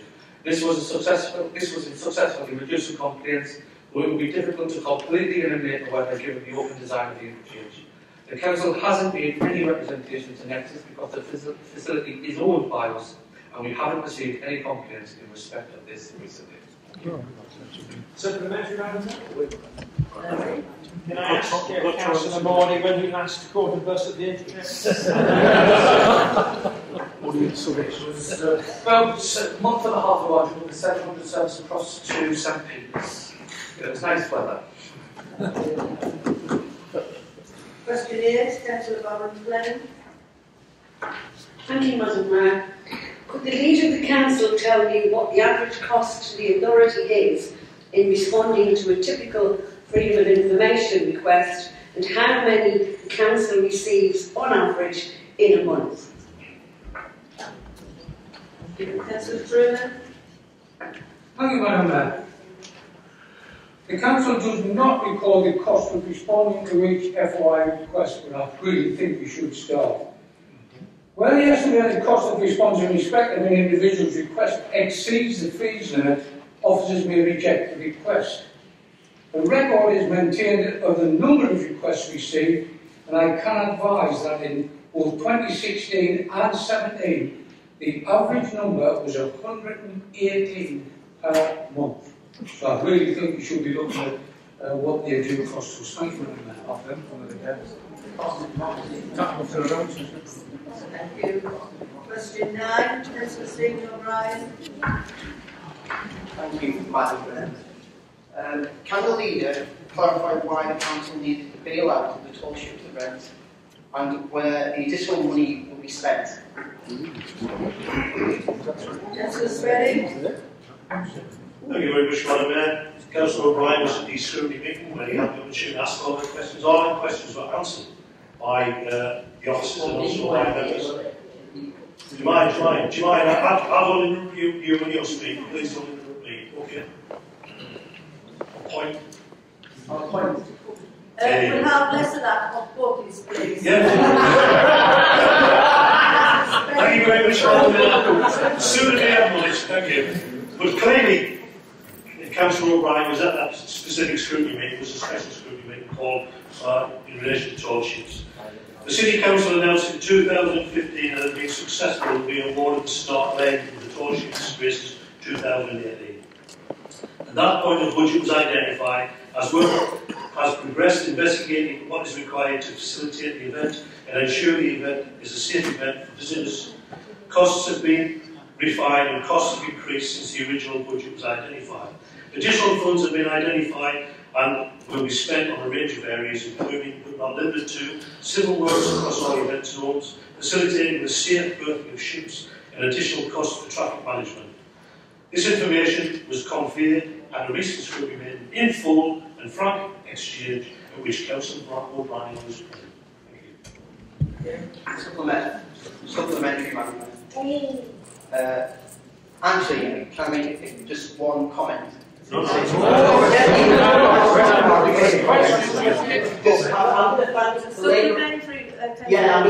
thank the Labour councillors for bringing this to scrutiny and for Councillor Wright's tremendous chairing of that meeting.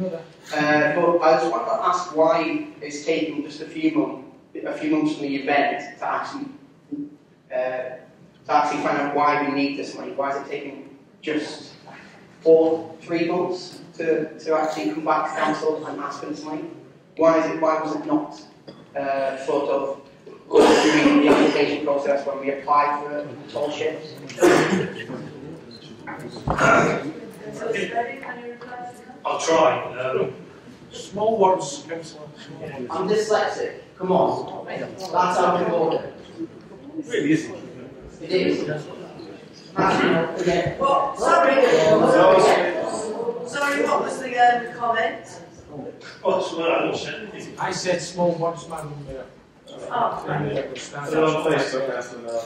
Can I Grow up, Councillor Miller, put it on Facebook. Thank you very much, Councillor. I'll take it under advisement.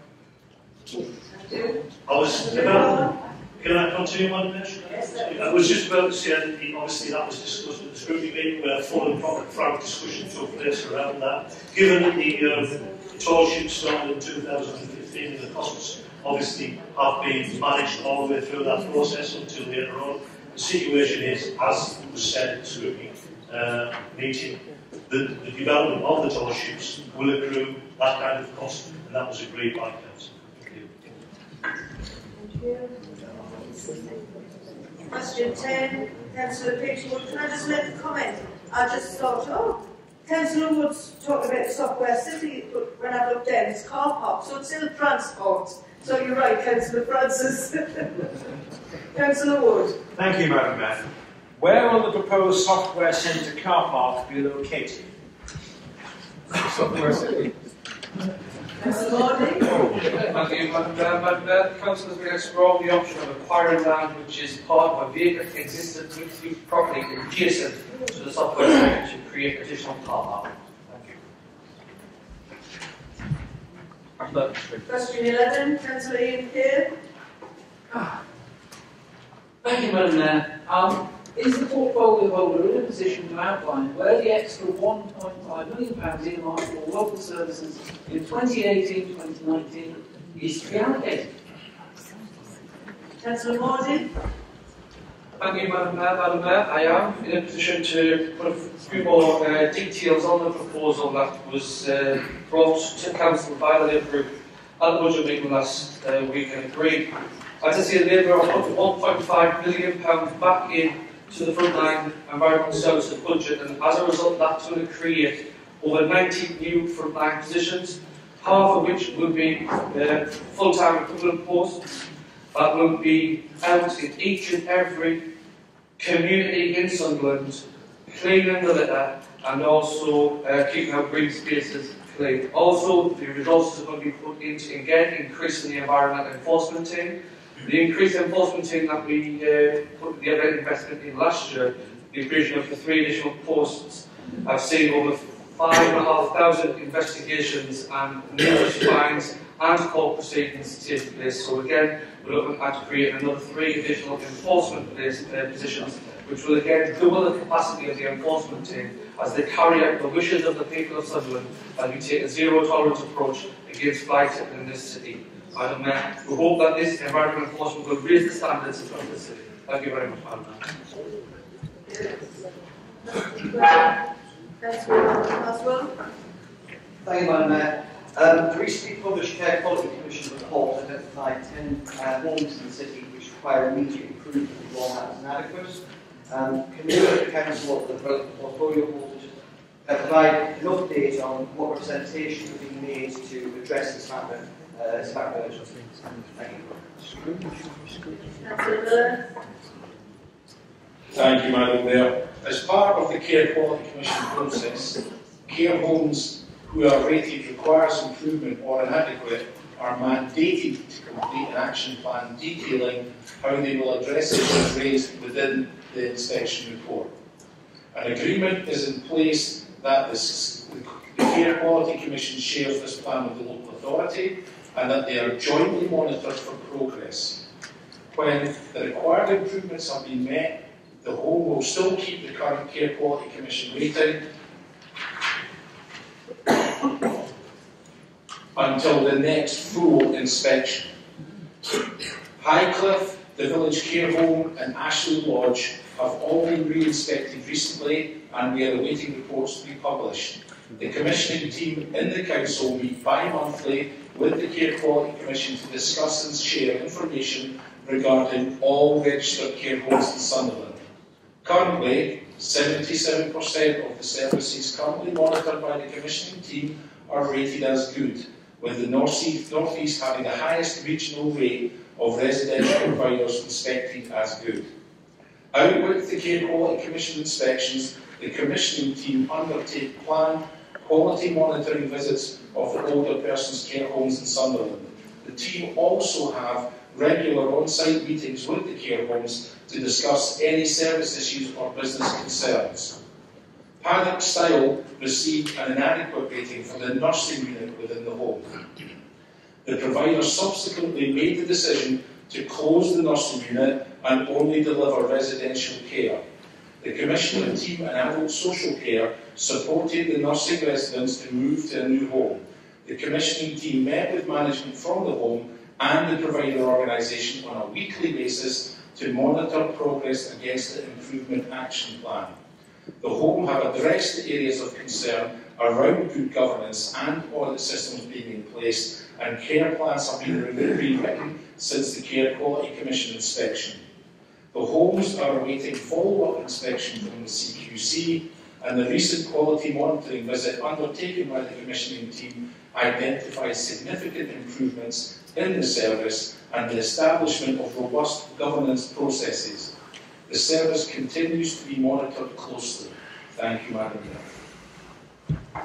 Supplementary, Madam Mayor? Very short comment and question. My members will be aware, but one of my grandparents passed away this month and received fantastic care in one of the city's homes.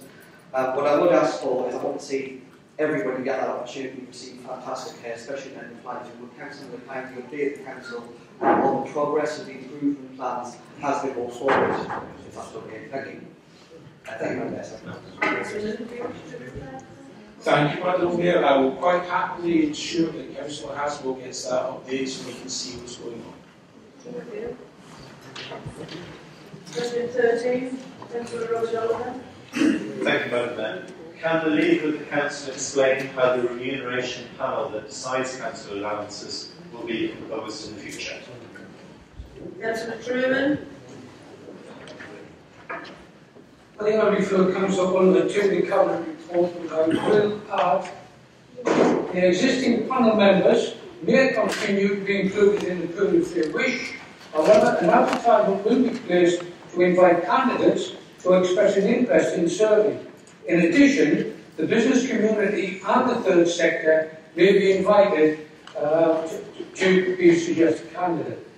I need to add, Madam Mayor, just for clarity, the independence of this panel.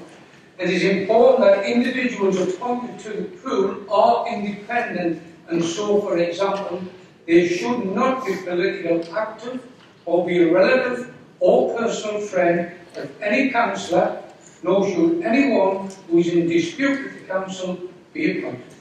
Thank you, Madam Mayor. Question 14, Councillor Gillian Galbraith. Thank you, Madam Mayor. Sorry.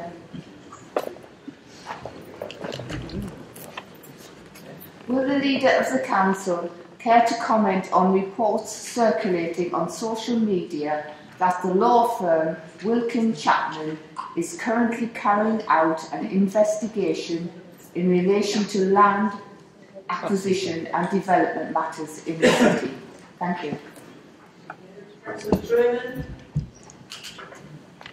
Thank you, Madam Mayor. As discussed earlier, I think we've answered that fully. But just to reiterate, the report will be on the Reliable Inform on the website on Friday, at 4 o'clock.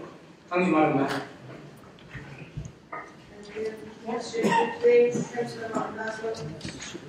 Thank you, Madam Mayor. Concerns have been raised about the council's ability to actually control the park management schemes around the city. Can the Leader assure us that the zones continue to expand and that there's sufficient resource to control and enforcement? Thank you. Thank you. Councillor Hardy. Thank you, Madam Mayor. Yes, I can offer that assurance. Thank you. Councillor 16, Councillor Robert Oliver. Thank you, Madam Mayor.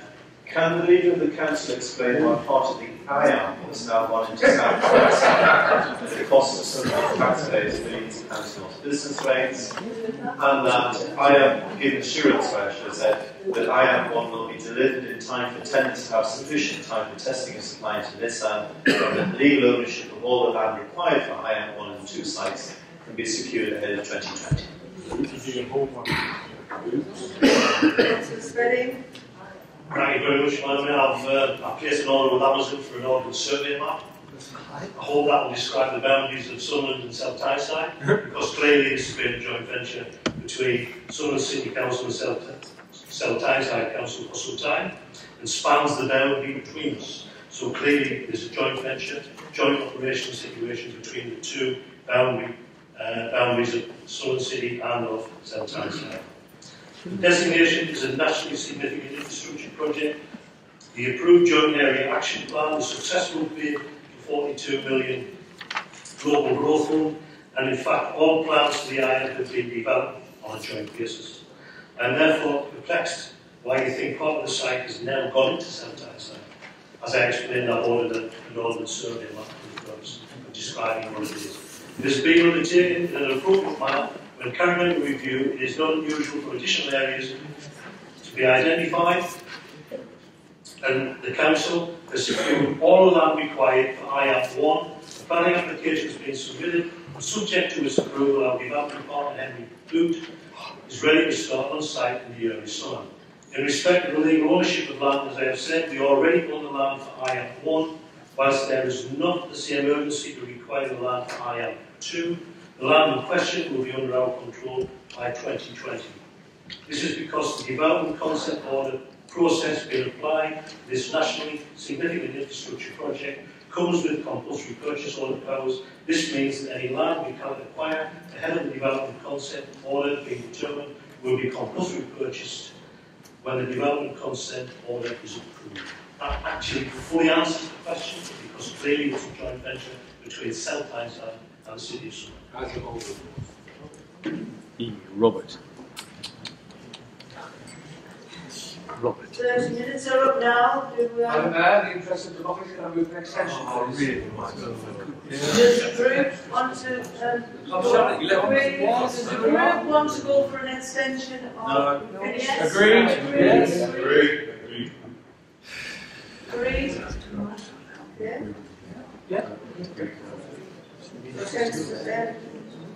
Question 17, Councillor Robertson. Thank you, Mr. Good. I'm aware that part of this question has already been answered, so I'll just chip off the bottom bit, but it's obviously regarding this, the fact that the Council has commissioned the firm of solicitors to conduct a review scrutinising the legitimacy of a number of land acquisitions and planning applications handled by the Council, the secrecy surrounding the straightforward report, and the fact that it ballooned from a review of one application into a review of several applications is slightly troubling. Can the Leader reassure the Council that the scope of the report is unlikely to widen further? Yes, it's on the website on Friday. We'll have to work quickly. Read the report on Friday, Councillor Wilson. Question 18, Councillor Oliver. Thank you, Madam Mayor. Could the Leader of the Council state when the work is expected to restart the Vault site and explain any recent developments between the Council and the liquidators? Read the echo. Councillor Spedding. Thank you very much, Madam Mayor. That man was covered by the Sunderland Echo today. Sorry for calling to the Sunderland Echo. Naturally, Madam Mayor. Please. Thank you, Madam Mayor. For Councillor Spedding's reference, I can read, that includes maps anyway. As a supplementary, can I ask, given the news in the Sunderland Echo, will the Council, if that happens, be liable for any of the work that is already completed at the Vault site by Carillion, such as any snagging issues? That was covered in the statement today, Councillor Oliver. However, I will reiterate that the situation is such that there will be no liability in terms of the City Council. That is a decision between Ciprian, the and the new possible partner that will carry the development forward. So it is a council issue, it's a senior issue. Thank you. Thank you. Question 19, Councillor Hodson. Thank you, President. Several accusations have been levelled at this council's leadership by its own members and indeed cabinet members that it has prevented access to information and that its dealings have not been transparent. Does the leader agree that the culture of top-down diktat and decision-making behind closed doors at this council needs to change as a matter of urgency?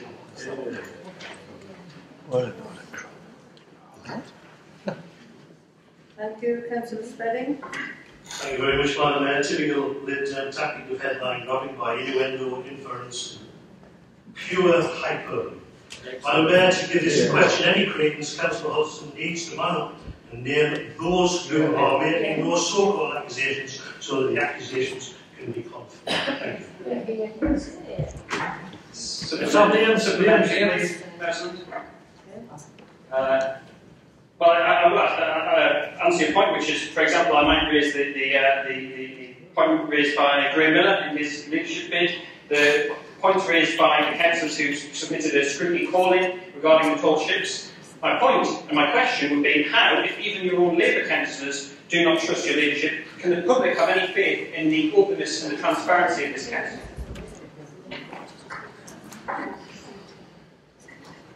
I'm sorry, Councillor Wilson, but I don't think this is suitable for this. This is Labour group to discuss this, not Lib Dems or Tories. It's up to the Labour group to discuss it in their group. I'm sorry, that's my final discussion on that. Question 20, Councillor Dixon. Thank you, Madam Mayor. Included in the recently published report of the Cabinet headed Leader Capital Programme were fees totalling £100,000 for a feasibility study carried out by external consultants for the launch of the former Volk site. Could an update be given as to any other financial commitment by the Council relating to the launch project from the outset, and whether the current problems affecting the site demand an overall rethink? Thank you, Madam Mayor. Thank you. Councillor Spedding. Thank you very much, Madam Mayor. The only problems with the site, Councillor Dixon, is the liquidation of Carillion. At the end of the day, that was an organisation supported by the Tory government, so it's a Tory-imposed problem on the Volk site at this moment in time. Following initial feasibility work, the launch project has been progressed to the detailed design stage using budget allocated for the design and construction of the launch within the overall capital approval for the Volks project, so it's in there. At its meeting of 20th September 2017, Cabinet approved to undertake the delivery of the project through the existing Phase 1 Volks development agreement with CBA. That's the joint venture. The instruction has not yet been placed for the construction of the launch. The original allocated budget for the launch within the Volks project remains unaffected by the liquidation of the main contractor, Carillion, which is for building one. Supplementary? Thank you, Mr. Mayor. I'm just wondering if I may ask the Cabinet Secretary the total amount that the Council are contributing towards this launch project. Thank you. Councillor Spedding. I don't know the exact amount, Madam Mayor, but at the end of the day, I mean, our information will be conveyed to Councillor Dixon and everybody in this chamber, but I mean, clearly it's within the budget, and the budget has been approved by everybody in this council chamber, so we'll continue forward. I'll seek out that information. Councillor Dixon will get it to you soon. Thank you. Sorry, Council approved it. Question 21, Councillor Stephen O'Brien. Amendment, be alright if I read this question out for Stephen. It is, can the leader confirm the Council's total financial contribution to the Tall Ships event? Councillor Spedding. Yes, we can't. This was confirmed at the special scrutiny meeting that was held a couple of weeks ago. But Cabinet in January 2018 approved additional funding up to £2 million to support the delivery of the Tall Ships event. This is in addition to the original £3 million that was made available. This information was covered at a recent scrutiny meeting in a full and fact exchange which Councillor O'Brien was present. Thank you. Question 22, Councillor George Howe. Come on, George. It's always a pleasure when my fan clubs.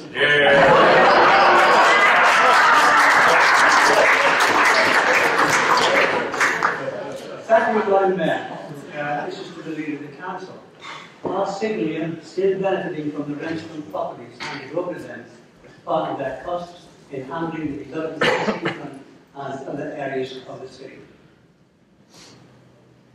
Thank you. Councillor Spedding. That's my adversary.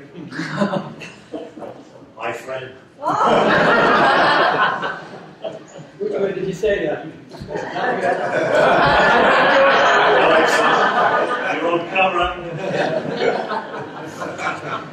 The income generated from any properties transferred to and retained by Siglian continues to be used to support key priorities, including the development and regeneration of major sites across the city. Thank you. Supplementary. Once you're up, you know you've got to keep the cameras on. Can we now know the amount to date that Siglian have received from these rentals referred to?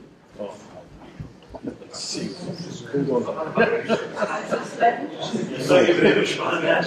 Just off the top of my head, I'll try and work it out. But yeah, it's a matter of commercial sensitivity, as Siglian is a joint venture government organisation. However, I will ask if that information can be released at the next board meeting. Thank you. Thank you. Question 23, Councillor Stephen O'Brien. Thank you, Madam. Reading this out, Stephen Bob. Can the leader confirm the council's total financial contribution to the City of the Culture Bid, please? Councillor Truman. Thank you, Madam Mayor. The Council contributed 0.250 million into the City of Culture bid. This funding was matched by partners, including in-kind contributions, and helped the cultural company to be established.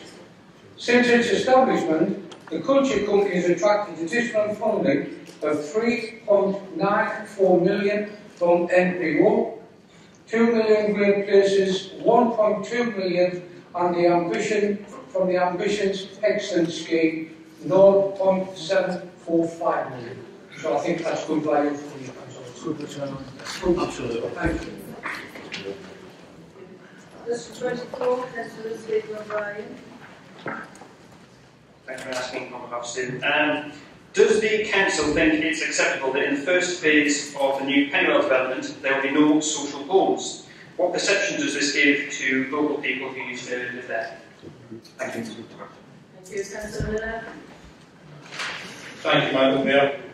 Current planning policy provides for 10% affordable homes on sites with 15 or more dwellings, but there is also a recognition within the policy that there may be some instances where off-site provision or an affordable housing contribution in lieu is more appropriate. The developer, in this case Gen 2, must submit a robust justification demonstrating why this may be the case. It is our understanding that Gen 2 intends to submit this justification for the Pennywell development on the grounds that there is a tenure imbalance in the area with an over-representation of affordable housing. It will be determined whether this is acceptable as the application progresses through the planning process. Question 25, Councillor Martin Castle. Thank you, Madam Mayor. Lots of residents are concerned about the huge piles of rubbish that are building up in recycling centres across the city. Examples being Johnson Park, Seaburn and Saltsworth. The business horrendous, and my question is, what is the council doing to clear these locations, and what can be done to ensure that situations don't happen again, and that people seeking to do the right thing, recycle their waste, are able to do so? Thank you, Councillor Morley. Thank you, Madam Mayor. Madam Mayor, the affected sites referred to have been cleared of the accumulations and will continue to receive regular service and attention. Unfortunately, a small number of people have been depositing bags of unsorted household waste around the banks, and this practice increased during the recent weather event when refuse collections were disrupted. This practice is having an adverse effect on the local environment and reflects poorly on the supermarkets who agreed to host a number of recycling bans. It is not appropriate use of limited council resources to continue to clean up the mess caused by the irresponsible behaviour of the few individuals, so we'll be looking at the best way to resolve this issue over the next few weeks. Any incidents or overflow claims or dumping of waste at the site should be reported to the Customer Service Network on 01915205550, 5205550 for attendance by the relevant environmental services team. Just in additional information, Madam Mayor, we have had representation from the Doxford Ward members and from members of the public in particular to the Doxford site at Morrison's. Unfortunately, this site has become a target for effectively a fly tipping hotspot. We've had instances of trade waste being deposited, carpets. At one point, you could get a second-hand bathroom through it. Unfortunately, the irresponsible behaviour of a few residents take advantage of this site. In agreement with Morrison, the council will temporarily withdraw that site, and we are currently monitoring the issues at other sites. I would advise council and advise residents that if they wish to dispose of additional rubbish that accumulates at their homes in between their regular curbside collection, there are 2 household waste recycling centres available to use, one at Bridge Street, a definite at Millfield, and one at Campground in Washington. I would advise the residents of the city who want to dispose of the rubbish to use them 2 facilities if a recycling centre in their area has had to be withdrawn because of the irresponsible behaviour of a few people. Thank you, Madam Mayor. Question 26, Councillor O'Brien. Thank you, Mayor. Sorry, Mayor Simmons, asking on Stephen's behalf.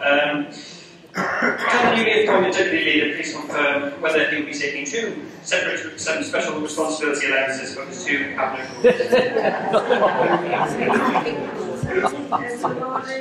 That's great. Loads of money comes to mind, but obviously I haven't got there. Madam Mayor, to confirm the council, I can confirm that I will not be receiving 2 special responsibility allowances in respect of my cabinet roles.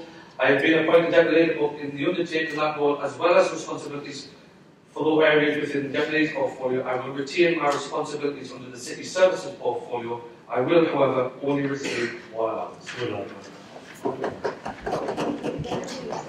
Because in the Labour Party, you're only allowed to. Thank you. Asking on behalf of Stephen O'Brien. Can the Leader confirm the projected total spend on road and bridge infrastructure for the International Advanced Manufacturing Park IAM project? And what is the cost of each of the 2 new bridges over the River Don and the A19, please? Councillor Spedding. I know, but I'll answer it. I've got a problem answering it because clearly the Belbury is the River Don. So it's South Tyneside on one side of the Don, so on the other. I can't understand the obsession with the costs and value of everything. This is a situation where you've already described that the IAM is a major project, not only for Sunderland and South Tyneside, but also for the region. Where we're looking to develop something like between 4,000 and 6,000 jobs, but the obsession with costs is on the basis of seeking a headline, the local press, costs and everything we do. Now, that is a political situation. However, what we must value in this is the jobs that it will bring to the area, also the prosperity it will bring, and the economic value that will be given to everything we do for the IAM. Now, we're looking at a programme that will last well into 20, 30 years in terms of the programme. Given the circumstances we have in the city and in South Tyneside as well, we are looking to cement the future of the city in its economic prosperity. However, I'll answer the question around the costs. The budget for highways and drainage is currently 29.698 million. The Council is in the process of confirming designs for the 2 bridges and is yet to procure a contractor. At this stage, it is estimated that the bridge costs will be in the region of £500,000 and £2 million respectively. This cost is within the overall highways and drainage budget, which was confirmed by this Council in the last budget. Thank you. Thank you.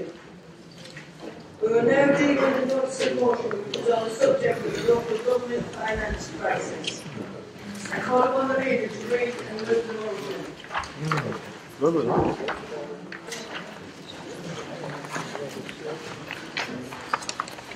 Thank you, Madam Mayor. I propose the following motion to Council. This Council notes with great concern that the National Audit Officers warn that many councils are on the verge of insolvency, due in large part to cuts in central government funding of almost 50% in 8 years.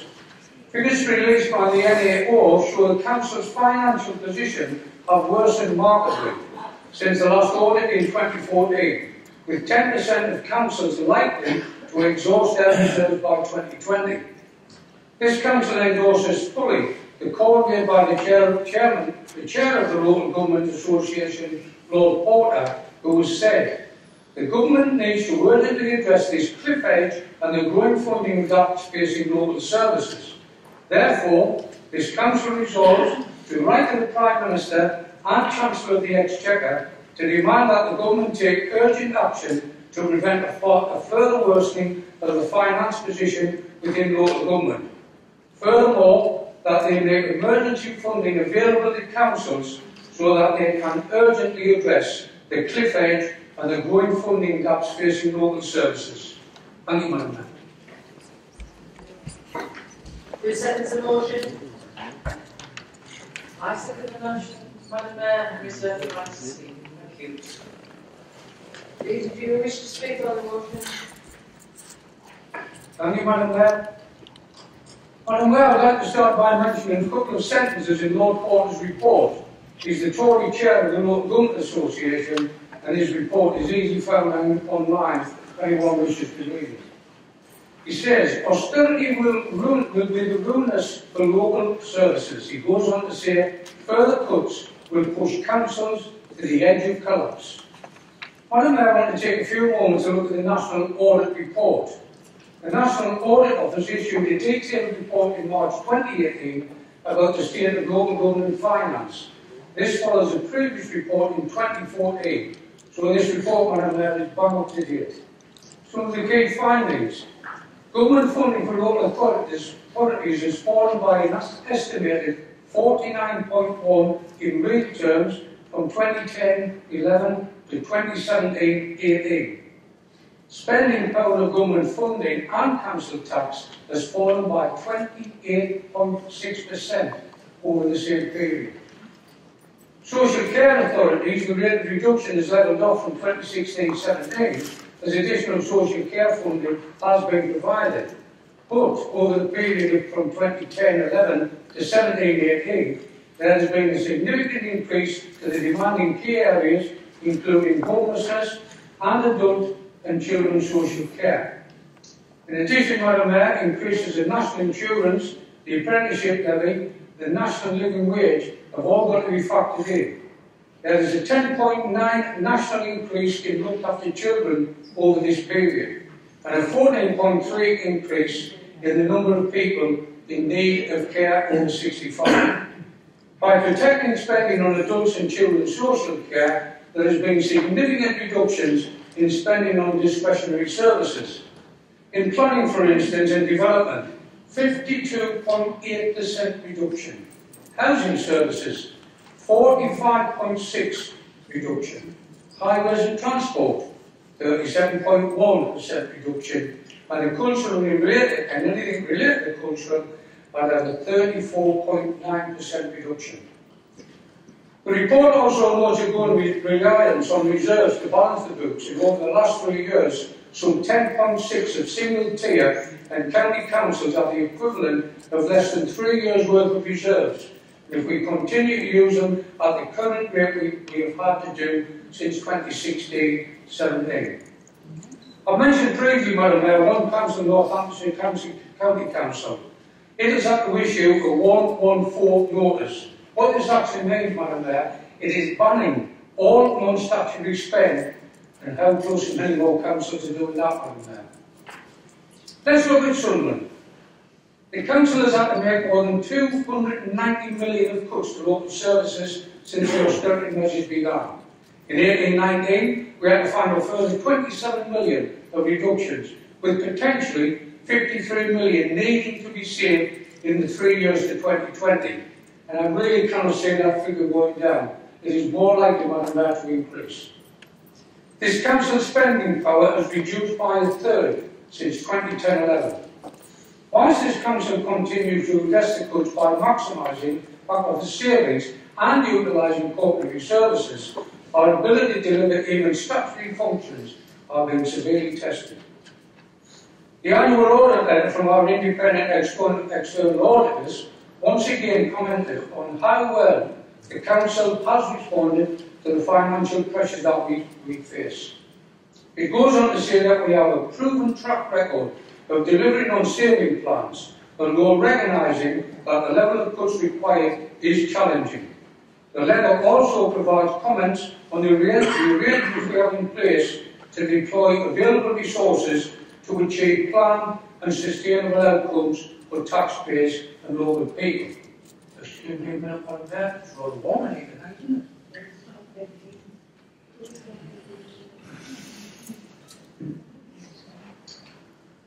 This council continues to release reserves to support the overall budget and to enable the phasing of budget restrictions in a controlled and affordable way. The budget for 2018-19 and the NTFS for 2019-20 and 2021 allow for further prudent use of reserves. However, Madam Mayor, this council recognises that continued use of reserves to support the budget on an ongoing basis is not sustainable. As set out during the budget process, this council continues to face significant pressures within both children and adult care. And as part of the government funding settlement for 2018-19, in recognition of the national pressures on adult social care budgets, the government has provided additional social care grant of 0.980, not big numbers, and that is to this council. However, Madam Mayor, this falls well short of addressing the additional cost pressures of 8 million in adult social care and 5 million on children's social care, which this council has had to provide for. Let's look to the future, Madam Mayor, if we can see through the fog. The analysis published by the Local Government Association indicates that local government are facing 5.8 billion funding gap by 2020. We know that local government's fair funding review is ongoing, and this council continues to put its position to government, and there is a need for a true needs-based fair funding allocation. However, Madam Mayor, along with the spending review, this review will not inform local authorities' budget until 2020-21, meaning at least 2 more years of funding crisis, and we will be better off. I don't think so, Madam Mayor. Madam Mayor, I ask all members of this chamber to support this notice of motion so that we can all send a clear message to this government that we are fast approaching a cliff edge, as the Lord Porter has put it, and that they make emergency funding available to help us provide the much needed services the people of this city deserve and need. And remember, Madam Mayor, we all in this chamber represent the people of this city. Thank you, Madam Mayor.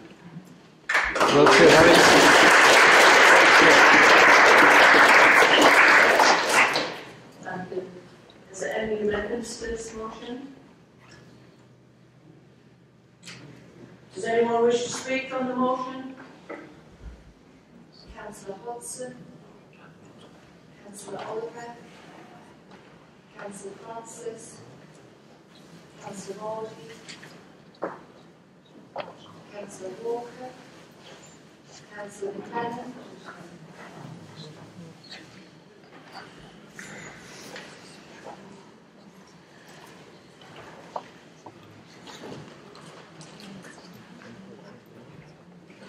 Councillor Hodson. Thank you, Ursula. I think I speak on behalf of the Lieutenant Group saying that we agree with this motion and will be supporting it.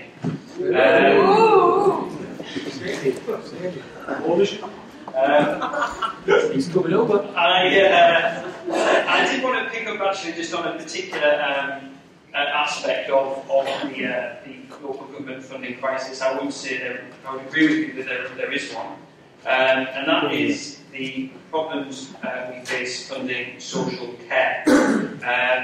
Now, actually, earlier, at the very, very start of this meeting, Norma Wright said something about some things transcend politics. And I think if anything transcends politics, it's the care of our fellow citizens.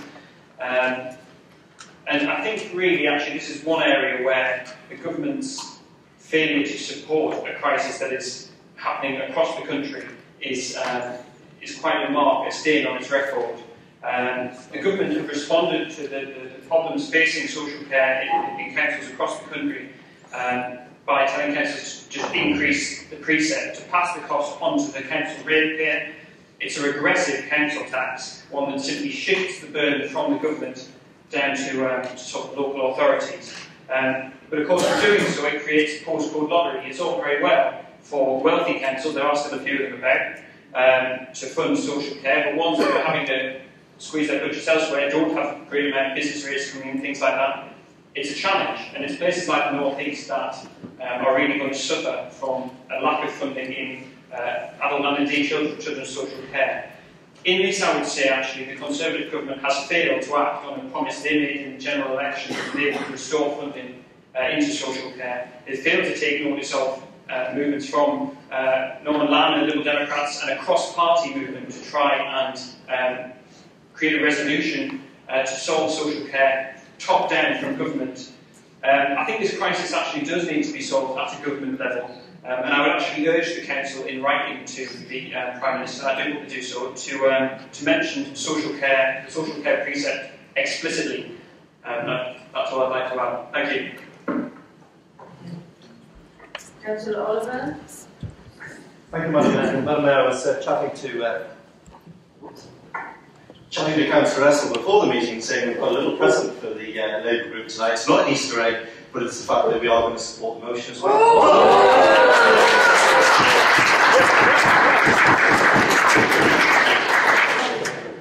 Madam Mayor, who would not want more money for their own council, which essentially is what the motion is getting at. Perhaps without these stinging words that we've had in these motions in the past, we have noticed it's changed a little bit. So I'll just make a few points, Madam Mayor. First of all, it's a pleasure to speak after Councillor Hudson, so I can now remind him that, of course, the public expenditure were decided in 2010. And it was then that the decision was made to target local government for the heaviest of the cuts. Absolutely. And that decision was made by Nick Clegg and David Cameron. So that's where it stems from. But of course,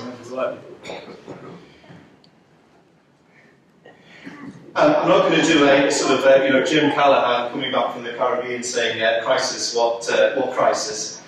Lord Water does make a point, which is absolutely fair for him to make. I think, though, probably referring to some speeches later on, we must, of course, remember why we've had cuts to local government spending.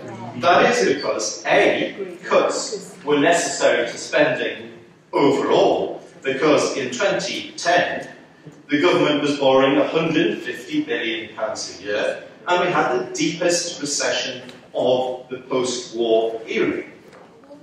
Secondly, a decision had to be made about what to cut. Local government was cut more than others, but what was the choice then? Spending on NHS and schools, of course, is at record levels. So what would the Labour Party have done? Would they have cut something else or not? But of course, what has been the result of those cuts? The Labour Party will tell you what the negative is. Of course, the economy has grown by 17% since 2010, and unemployment is at a 40-year low. Now, one thing about Sunderland, of course, about Sunderland, of course, is that, yes, of course, we would do the same if we were the other way around and blame the central government for everything. But we must also say that some of the responsibility is themselves. There is a £4 million bailout for children's services in the budget, which equates to 4% of council tax. That is the responsibility of this council, not Westminster. Secondly, what would the Labour Party actually do? Because Jeremy Corbyn has said recently that he is a government in waiting. I think he actually meant the Russian government in waiting. Oh. get some of the money, Robert? You get some of the money. But helpfully, in fact, just this morning, the Labour Party has endorsed a report by a think tank that would lift entirely the referendums on council tax. So we know what would happen. Council tax would go shooting up.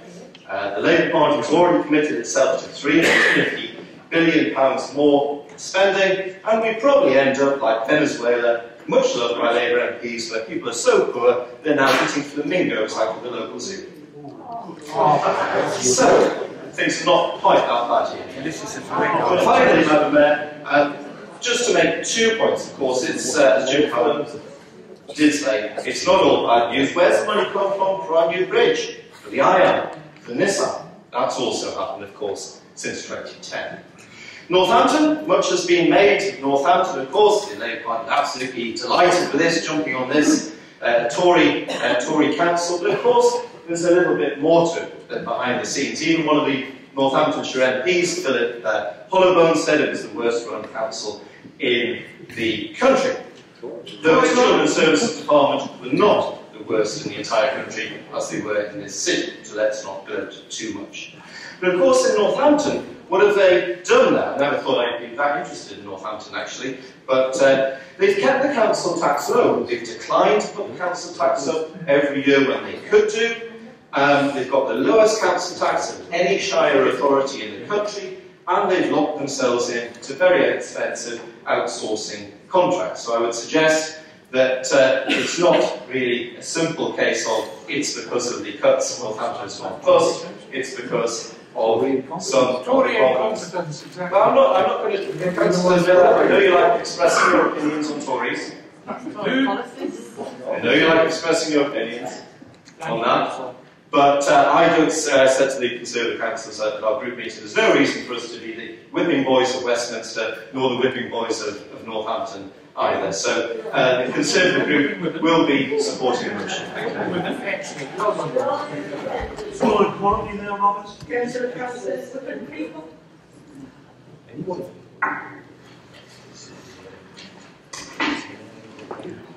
you very much, Madam Mayor.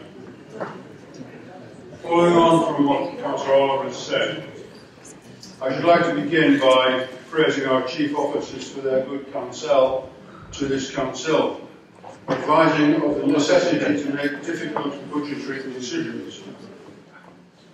Many schemes have gone to the wall, and important services have had to be cut, none of which any of us wanted, but we had the good sense to get on and adopt these difficult proposals. Had we not, we might well have been another Northamptonshire. The motion originates from a call by Lord Porter, commented on, a Conservative, of the LGA. It is a measured motion, in contrast to a not too dissimilar motion some months ago, and is one which we believe we can support. Should a positive governmental response follow, I, along with all here, will be very pleased. Pleased because Sunderland ought to benefit, and because it will herald the end of the austerity measures which the government of 2010 implemented as a response to the 2008 worldwide financial crash. Had the government at the time kept a closer eye on the spending frenzy based on personal debt, the UK might have had a very much easier and shorter ride out of the problem. But Cool Britannia's economy overheated, the government of the day did nothing to restrain personal debt, and we ended up with a very large and messy deficit. I was raised on the mantra, look after the pennies and the pounds will look after themselves, or don't buy today what you can't afford today.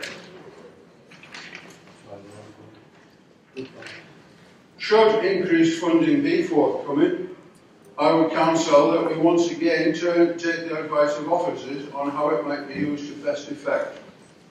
There will be demands for the young, the old, the vulnerable, training for roads, the list is endless, and all deserve our attention and our support. However, We need to continue to encourage more jobs, greater employment and increased investment in the city. The IAM, Software City and the University are a beginning. And here I would like to say a word about the medical school, training of GPs. Hopefully it will encourage some of the students to stay in this city once they've been trained. When I talked with developers of the IAM site, they talked about bringing Nissan satellite factories closer to the Nissan site. An excellent aim. We cannot overemphasize the importance of Nissan to this city. But we need to look further ahead into 21st century technologies, emerging technologies, and those that are yet to leave the minds of research scientists, those which have yet to see the light of day. As the economy picks up, as it will, we, the city leaders, should be attracting primary research to Sunderland, for I believe that it is that which will attract larger employers, prosperity and wealth. And therefore I am very pleased to support the broader aim of this motion. Mention has been made of the LGA, and I found a little bit of information, which I'm sure the leader of the council has seen as well. And in round figures, 10 million, this is what the LGA has directed towards this council, this city, a share of almost 10 million from the new Burdens funding, and a further 233,000 from the new Burdens funding, 31,000 saving through public sector audit appointments, leadership training for one council, 8.5 million additional funding for social care, and another around $1 million for local government finance settlement. Let's hope we get a lot more money than that. I and my colleagues to support this motion.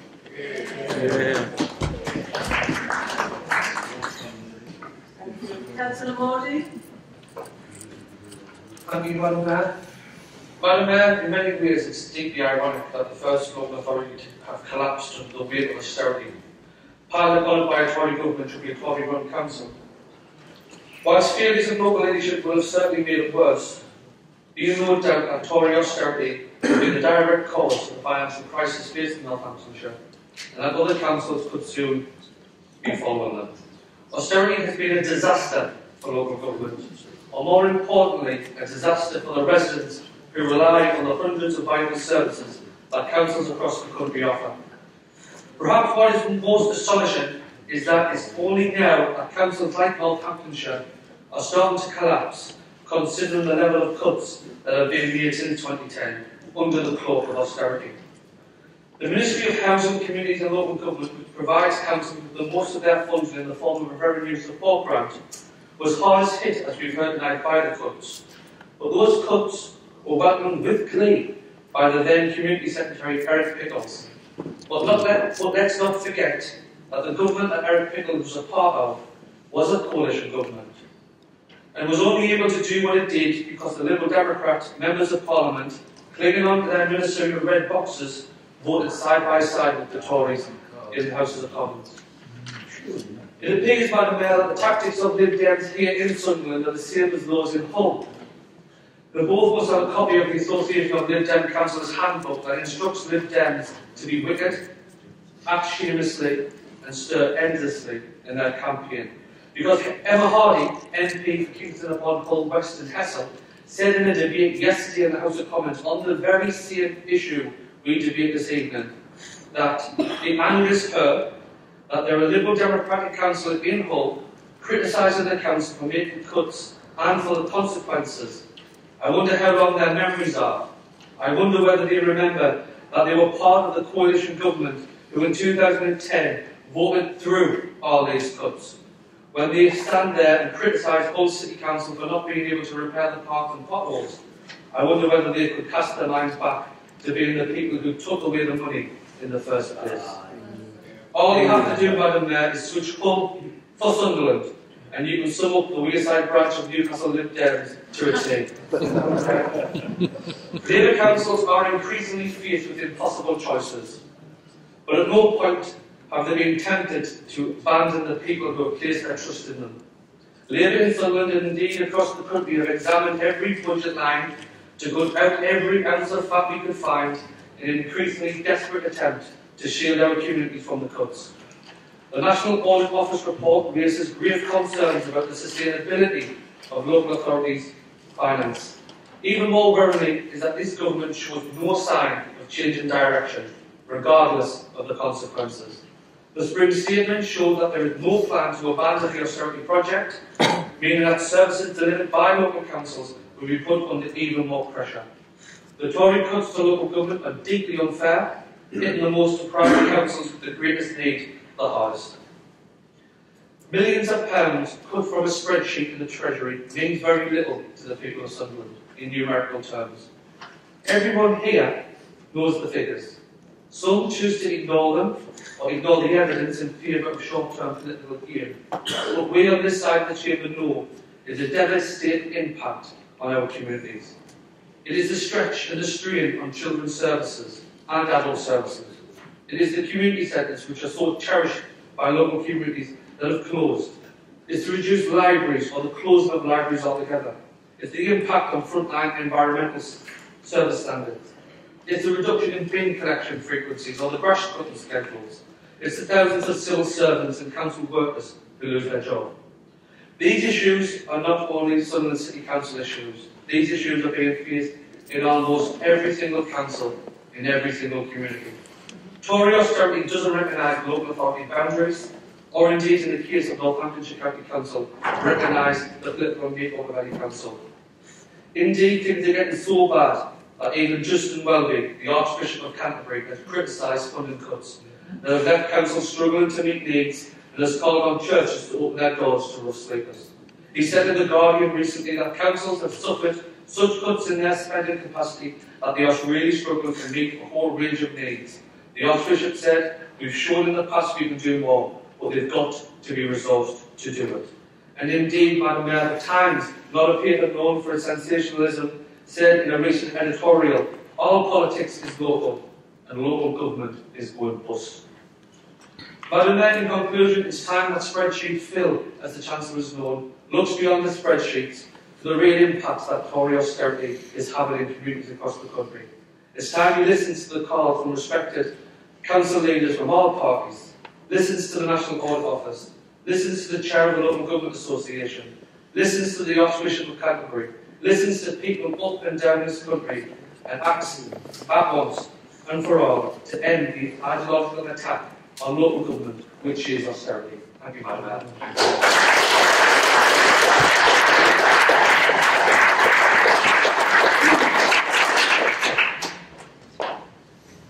Thank you. Councillor Jeff Walker. Thank you, Madam Mayor.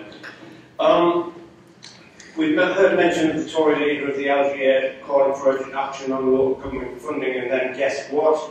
The Prime Minister chooses to ignore him. I call this ostrich politics, not because the government hides its head in the sand, which is a myth about ostriches, by the way. It's because ostriches are extremely vicious when under attack, and the more the Tories are attacked, the more vicious they become. And that is the nature of the game in central government, almost certainly.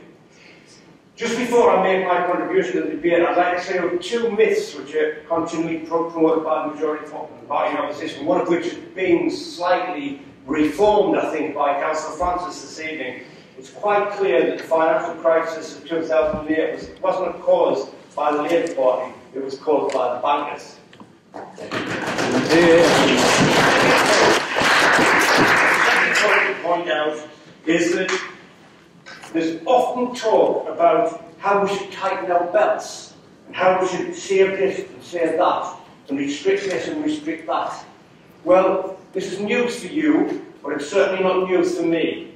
The national economy is not a household budget. Were it so, I have no hesitation in going home and granting myself a multi-billion pound spending limit on my credit card and start printing my own money.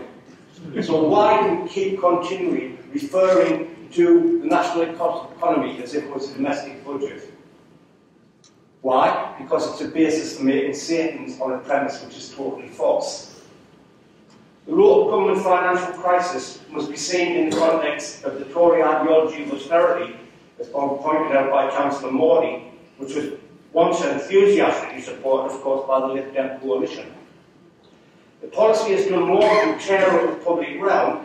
It has imposed private misery on millions of households up and down the country. Local authorities are actually being used as a human shield for ever-deepening cuts, which are currently estimated by an Oxford University research team as responsible for as many as 120,000 deaths since 2010, and a significant increase in avoidable deaths during this winter and the last financial year. The age of austerity has not only been the era of savage cuts to local government funding, but it's also seen the rapid exponential growth of food banks, zero-hours contacts and privately rented slums. Yet we continue to see absolutely huge amounts of conservative, quote, funny money flowing through the economy. What happens to that? Where does that go? Well, here are 3 examples of where this conservative funny money goes. Northern Ireland.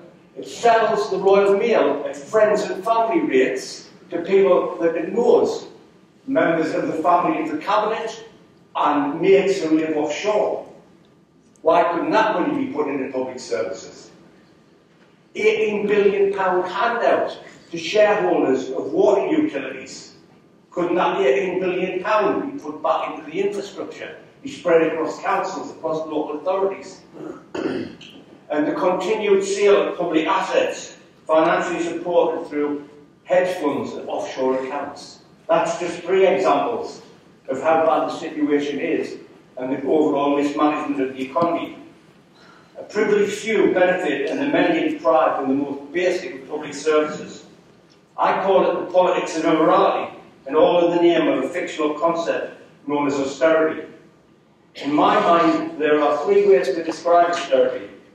The first is failure, the second is complete failure, and the third is absolute failure. Well, the good news, and I have got some good news, because Councillor was keen to spend some good news about give some good news. Well, I'll give you some good news now on behalf of the Labour Party, that despite the continued strangulation of local government finance, the political landscape is changing. A future of hope is on the horizon in the form of a Labour Party led by Jeremy Corbyn. Yes, preparing to rid the country of the scourge of Tory austerity and restore fair and just funding to local government. There is no great illustration of this popular support for this movement led by Jeremy Corbyn than the fact that there are now more members of Young Labour than there are members of the Tory party. Yes, I can see a light at the end of the funding tunnel. It's the high-speed Labour train on track to destroy the online blockage caused by the Tory party austerity myth. I support the motion, Madam Mayor.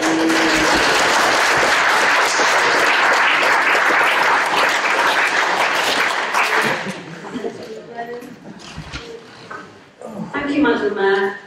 I'm not the one that normally speaks in debates in this chamber and leave it to the more eloquent colleagues on this side and the ones that try to follow up on the other side. However, I do feel it necessary to make a comment on this motion and fully support it, particularly because of the impact of austerity on people in particular areas of the city, those deprived wards that seem to be suffering much more than others.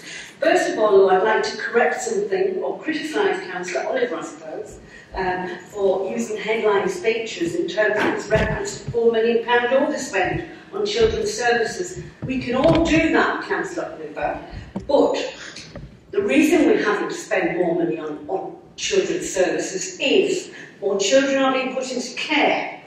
That's a fact. If you look at one of the reports, you can see that. If you let me finish, please. If you let me finish, please. There are more families breaking down. There's no cash to feed children. There's no cash to dress the clothes of the children, to send them to school. There's no cash to pay rent. There's relationships breaking down because of financial pressures. And what do? You have to put your children in care. If you don't, the neighbours inform social services that these children are going hungry. And why is that happening? It's happening because of government austerity. It's happening because of cuts in benefits, increased sanctions of people, and punitive government-forced penalties. Now, moving on to the National Audit Office report of March the 5th, I want to try and raise some issues there that would not duplicate my colleagues. The report was called Sustainability of Local Authorities. Well, that's a laugh, isn't it? Because I don't realise it's going to be sustainable now. It reports that government funding for local authorities has fallen by 49.1% since 2010-11. Reductions in cash have been accompanied by a marked increase in service need, particularly in areas of social care and children's services. It reports about the situation worsening since 2014, when it was bad enough. The government has adopted increasingly 11th-hour quick fixes with no long-term plans and no long-term solutions.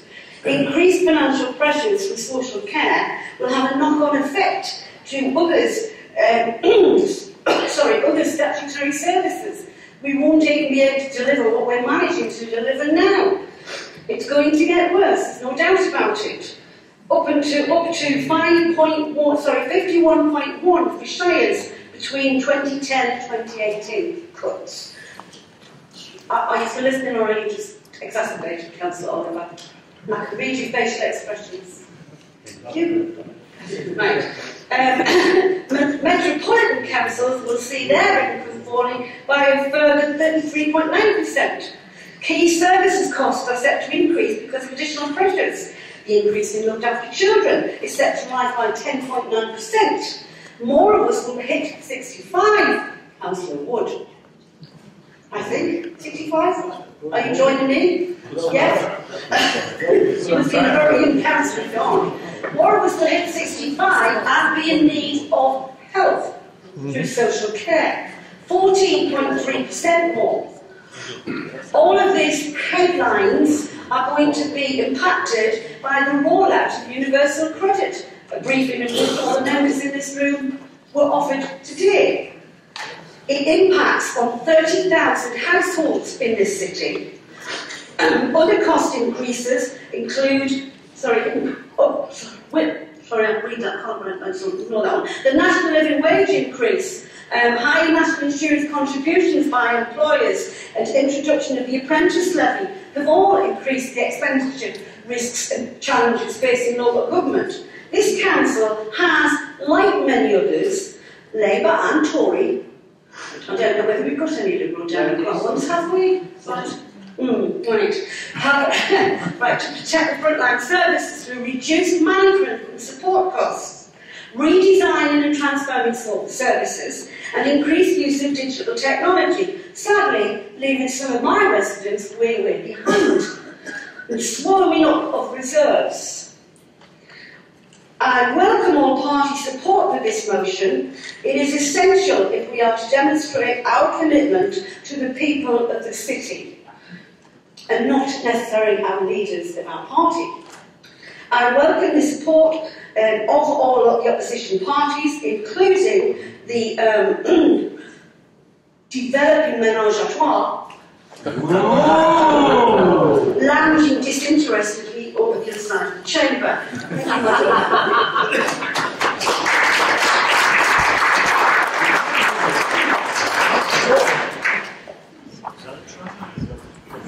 Very soft.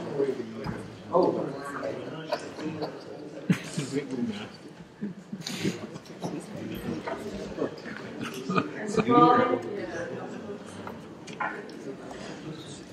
Madam Mayor, thanks to colleagues for their contributions tonight, and I'm pleased to hear that we were all going to support the motion.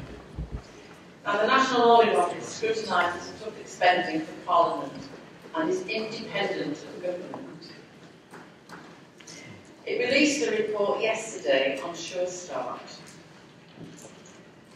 Sure Start is part of the early help services, and those members that were awake last month, or early this month at the budget meeting, will remember that I reported on the National Directors of Children and Adult Services conference, and that the minister had been sort of run by his Tory members concerned about their early help. Well, Sure Start is part of that early help.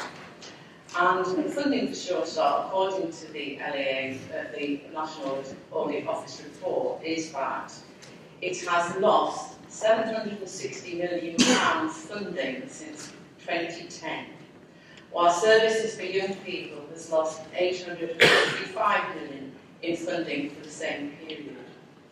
And Richard Watts, speaking on behalf of the LGA, says, rising demand and reductions in funding mean children's services now face a funding gap of around £2 billion in just 2 years' time.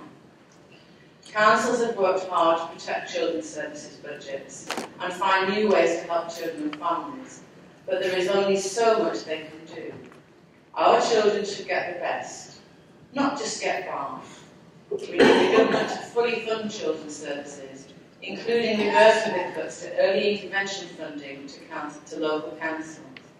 Without this, councils are finding it increasingly difficult to invest in early health services, such as children's centres and family support, that provide long-lasting benefits to children and their families. Now, I mentioned the conference which I attended last year, and the person that opened the conference was Lord Porter.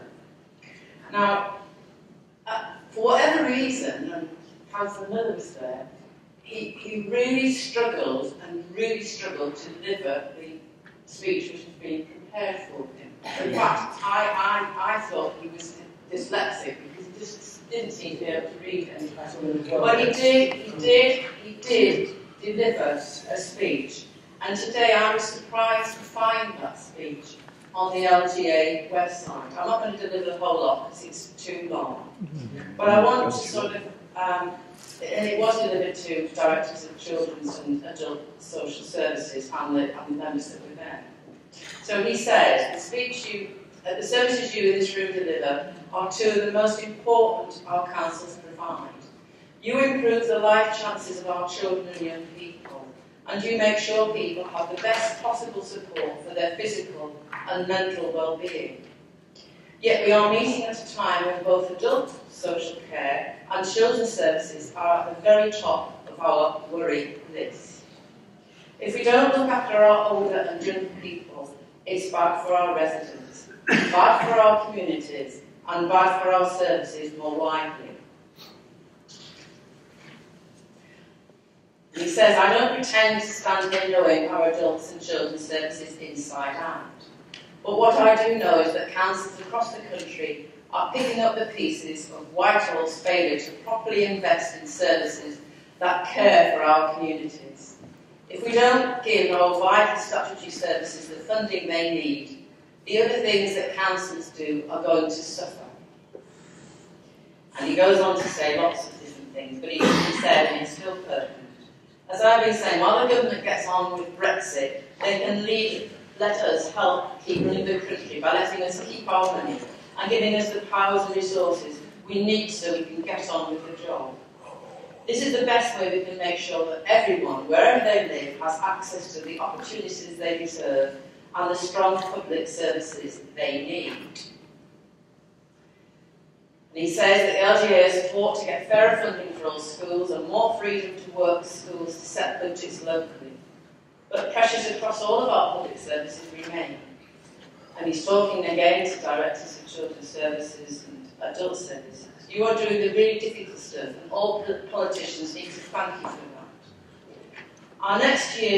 Over our next year, we need to shout even louder about our track record in delivering for our communities and why the government needs to give us the funding and powers we need. At the LGA, everything we do is driven by our members. And whatever colour team we might play for, we come together as a single voice to shout about the things that matter. And he was quite clear that he plays for the blue team, despite the nature of his speech. Children's services and adult services are the two top of our priorities. Now it's time for our national politicians and their tribes to come together to find the long-term solutions for these services.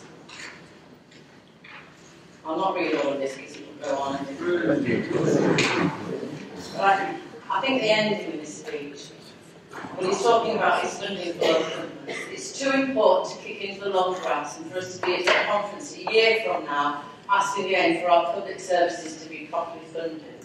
And I want to be clear today that when we get the money we need, it is for councils to decide where it is spent. We know our local areas and local people better than anyone in Whitehall, and we have the democratic mandate to serve our communities. Any money promised to councils shouldn't come with retrospective targets and conditions, and it needs to come with certainty so we can plan for the future and tackle the long-term challenges head-on. So in conclusion, councils will continue to do everything they can to deliver the public services their residents need, but we can do even more if we are given the powers and funding we need. I don't think anyone can say it better than Lord Porter. So I'm happy to support the motion.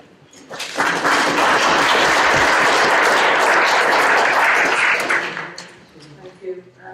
Lady, do you wish to reply? I'll be very brief, Madam Mayor. Can I thank members for the perseverance tonight? It has been a long night, and I'm sure we all will pass our best wishes to Councillor Mary Turner for a full recovery, of course. I think we need to keep the heat on a little bit longer in these council chairs at the meetings. There's been a bush of running tonight.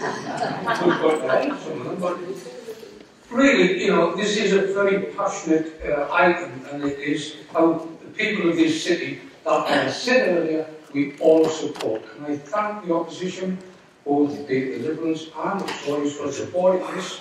This is not a knock at our members here. It is simply putting the facts of where we are now, send a strong message down to the Prime Minister and the Chancellor of the Exchequer.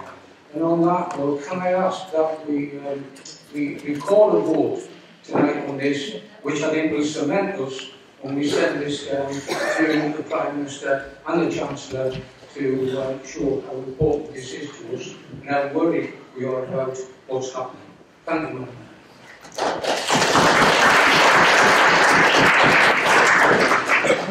I was going to ask if anyone disagreed, but obviously the lady says that we should go to the vote, so that could be recorded. So can we all vote on today's? Yeah.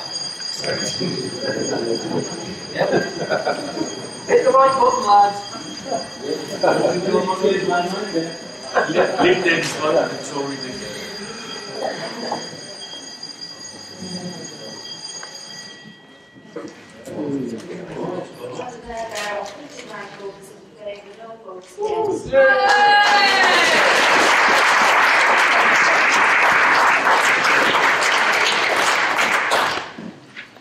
The next item tonight is a report on the leader of the special urgency decisions. Lady, would you like to move the report? I move the report, Madam Mayor. Deputy Leader, do you second the report? I second the report, Madam Mayor.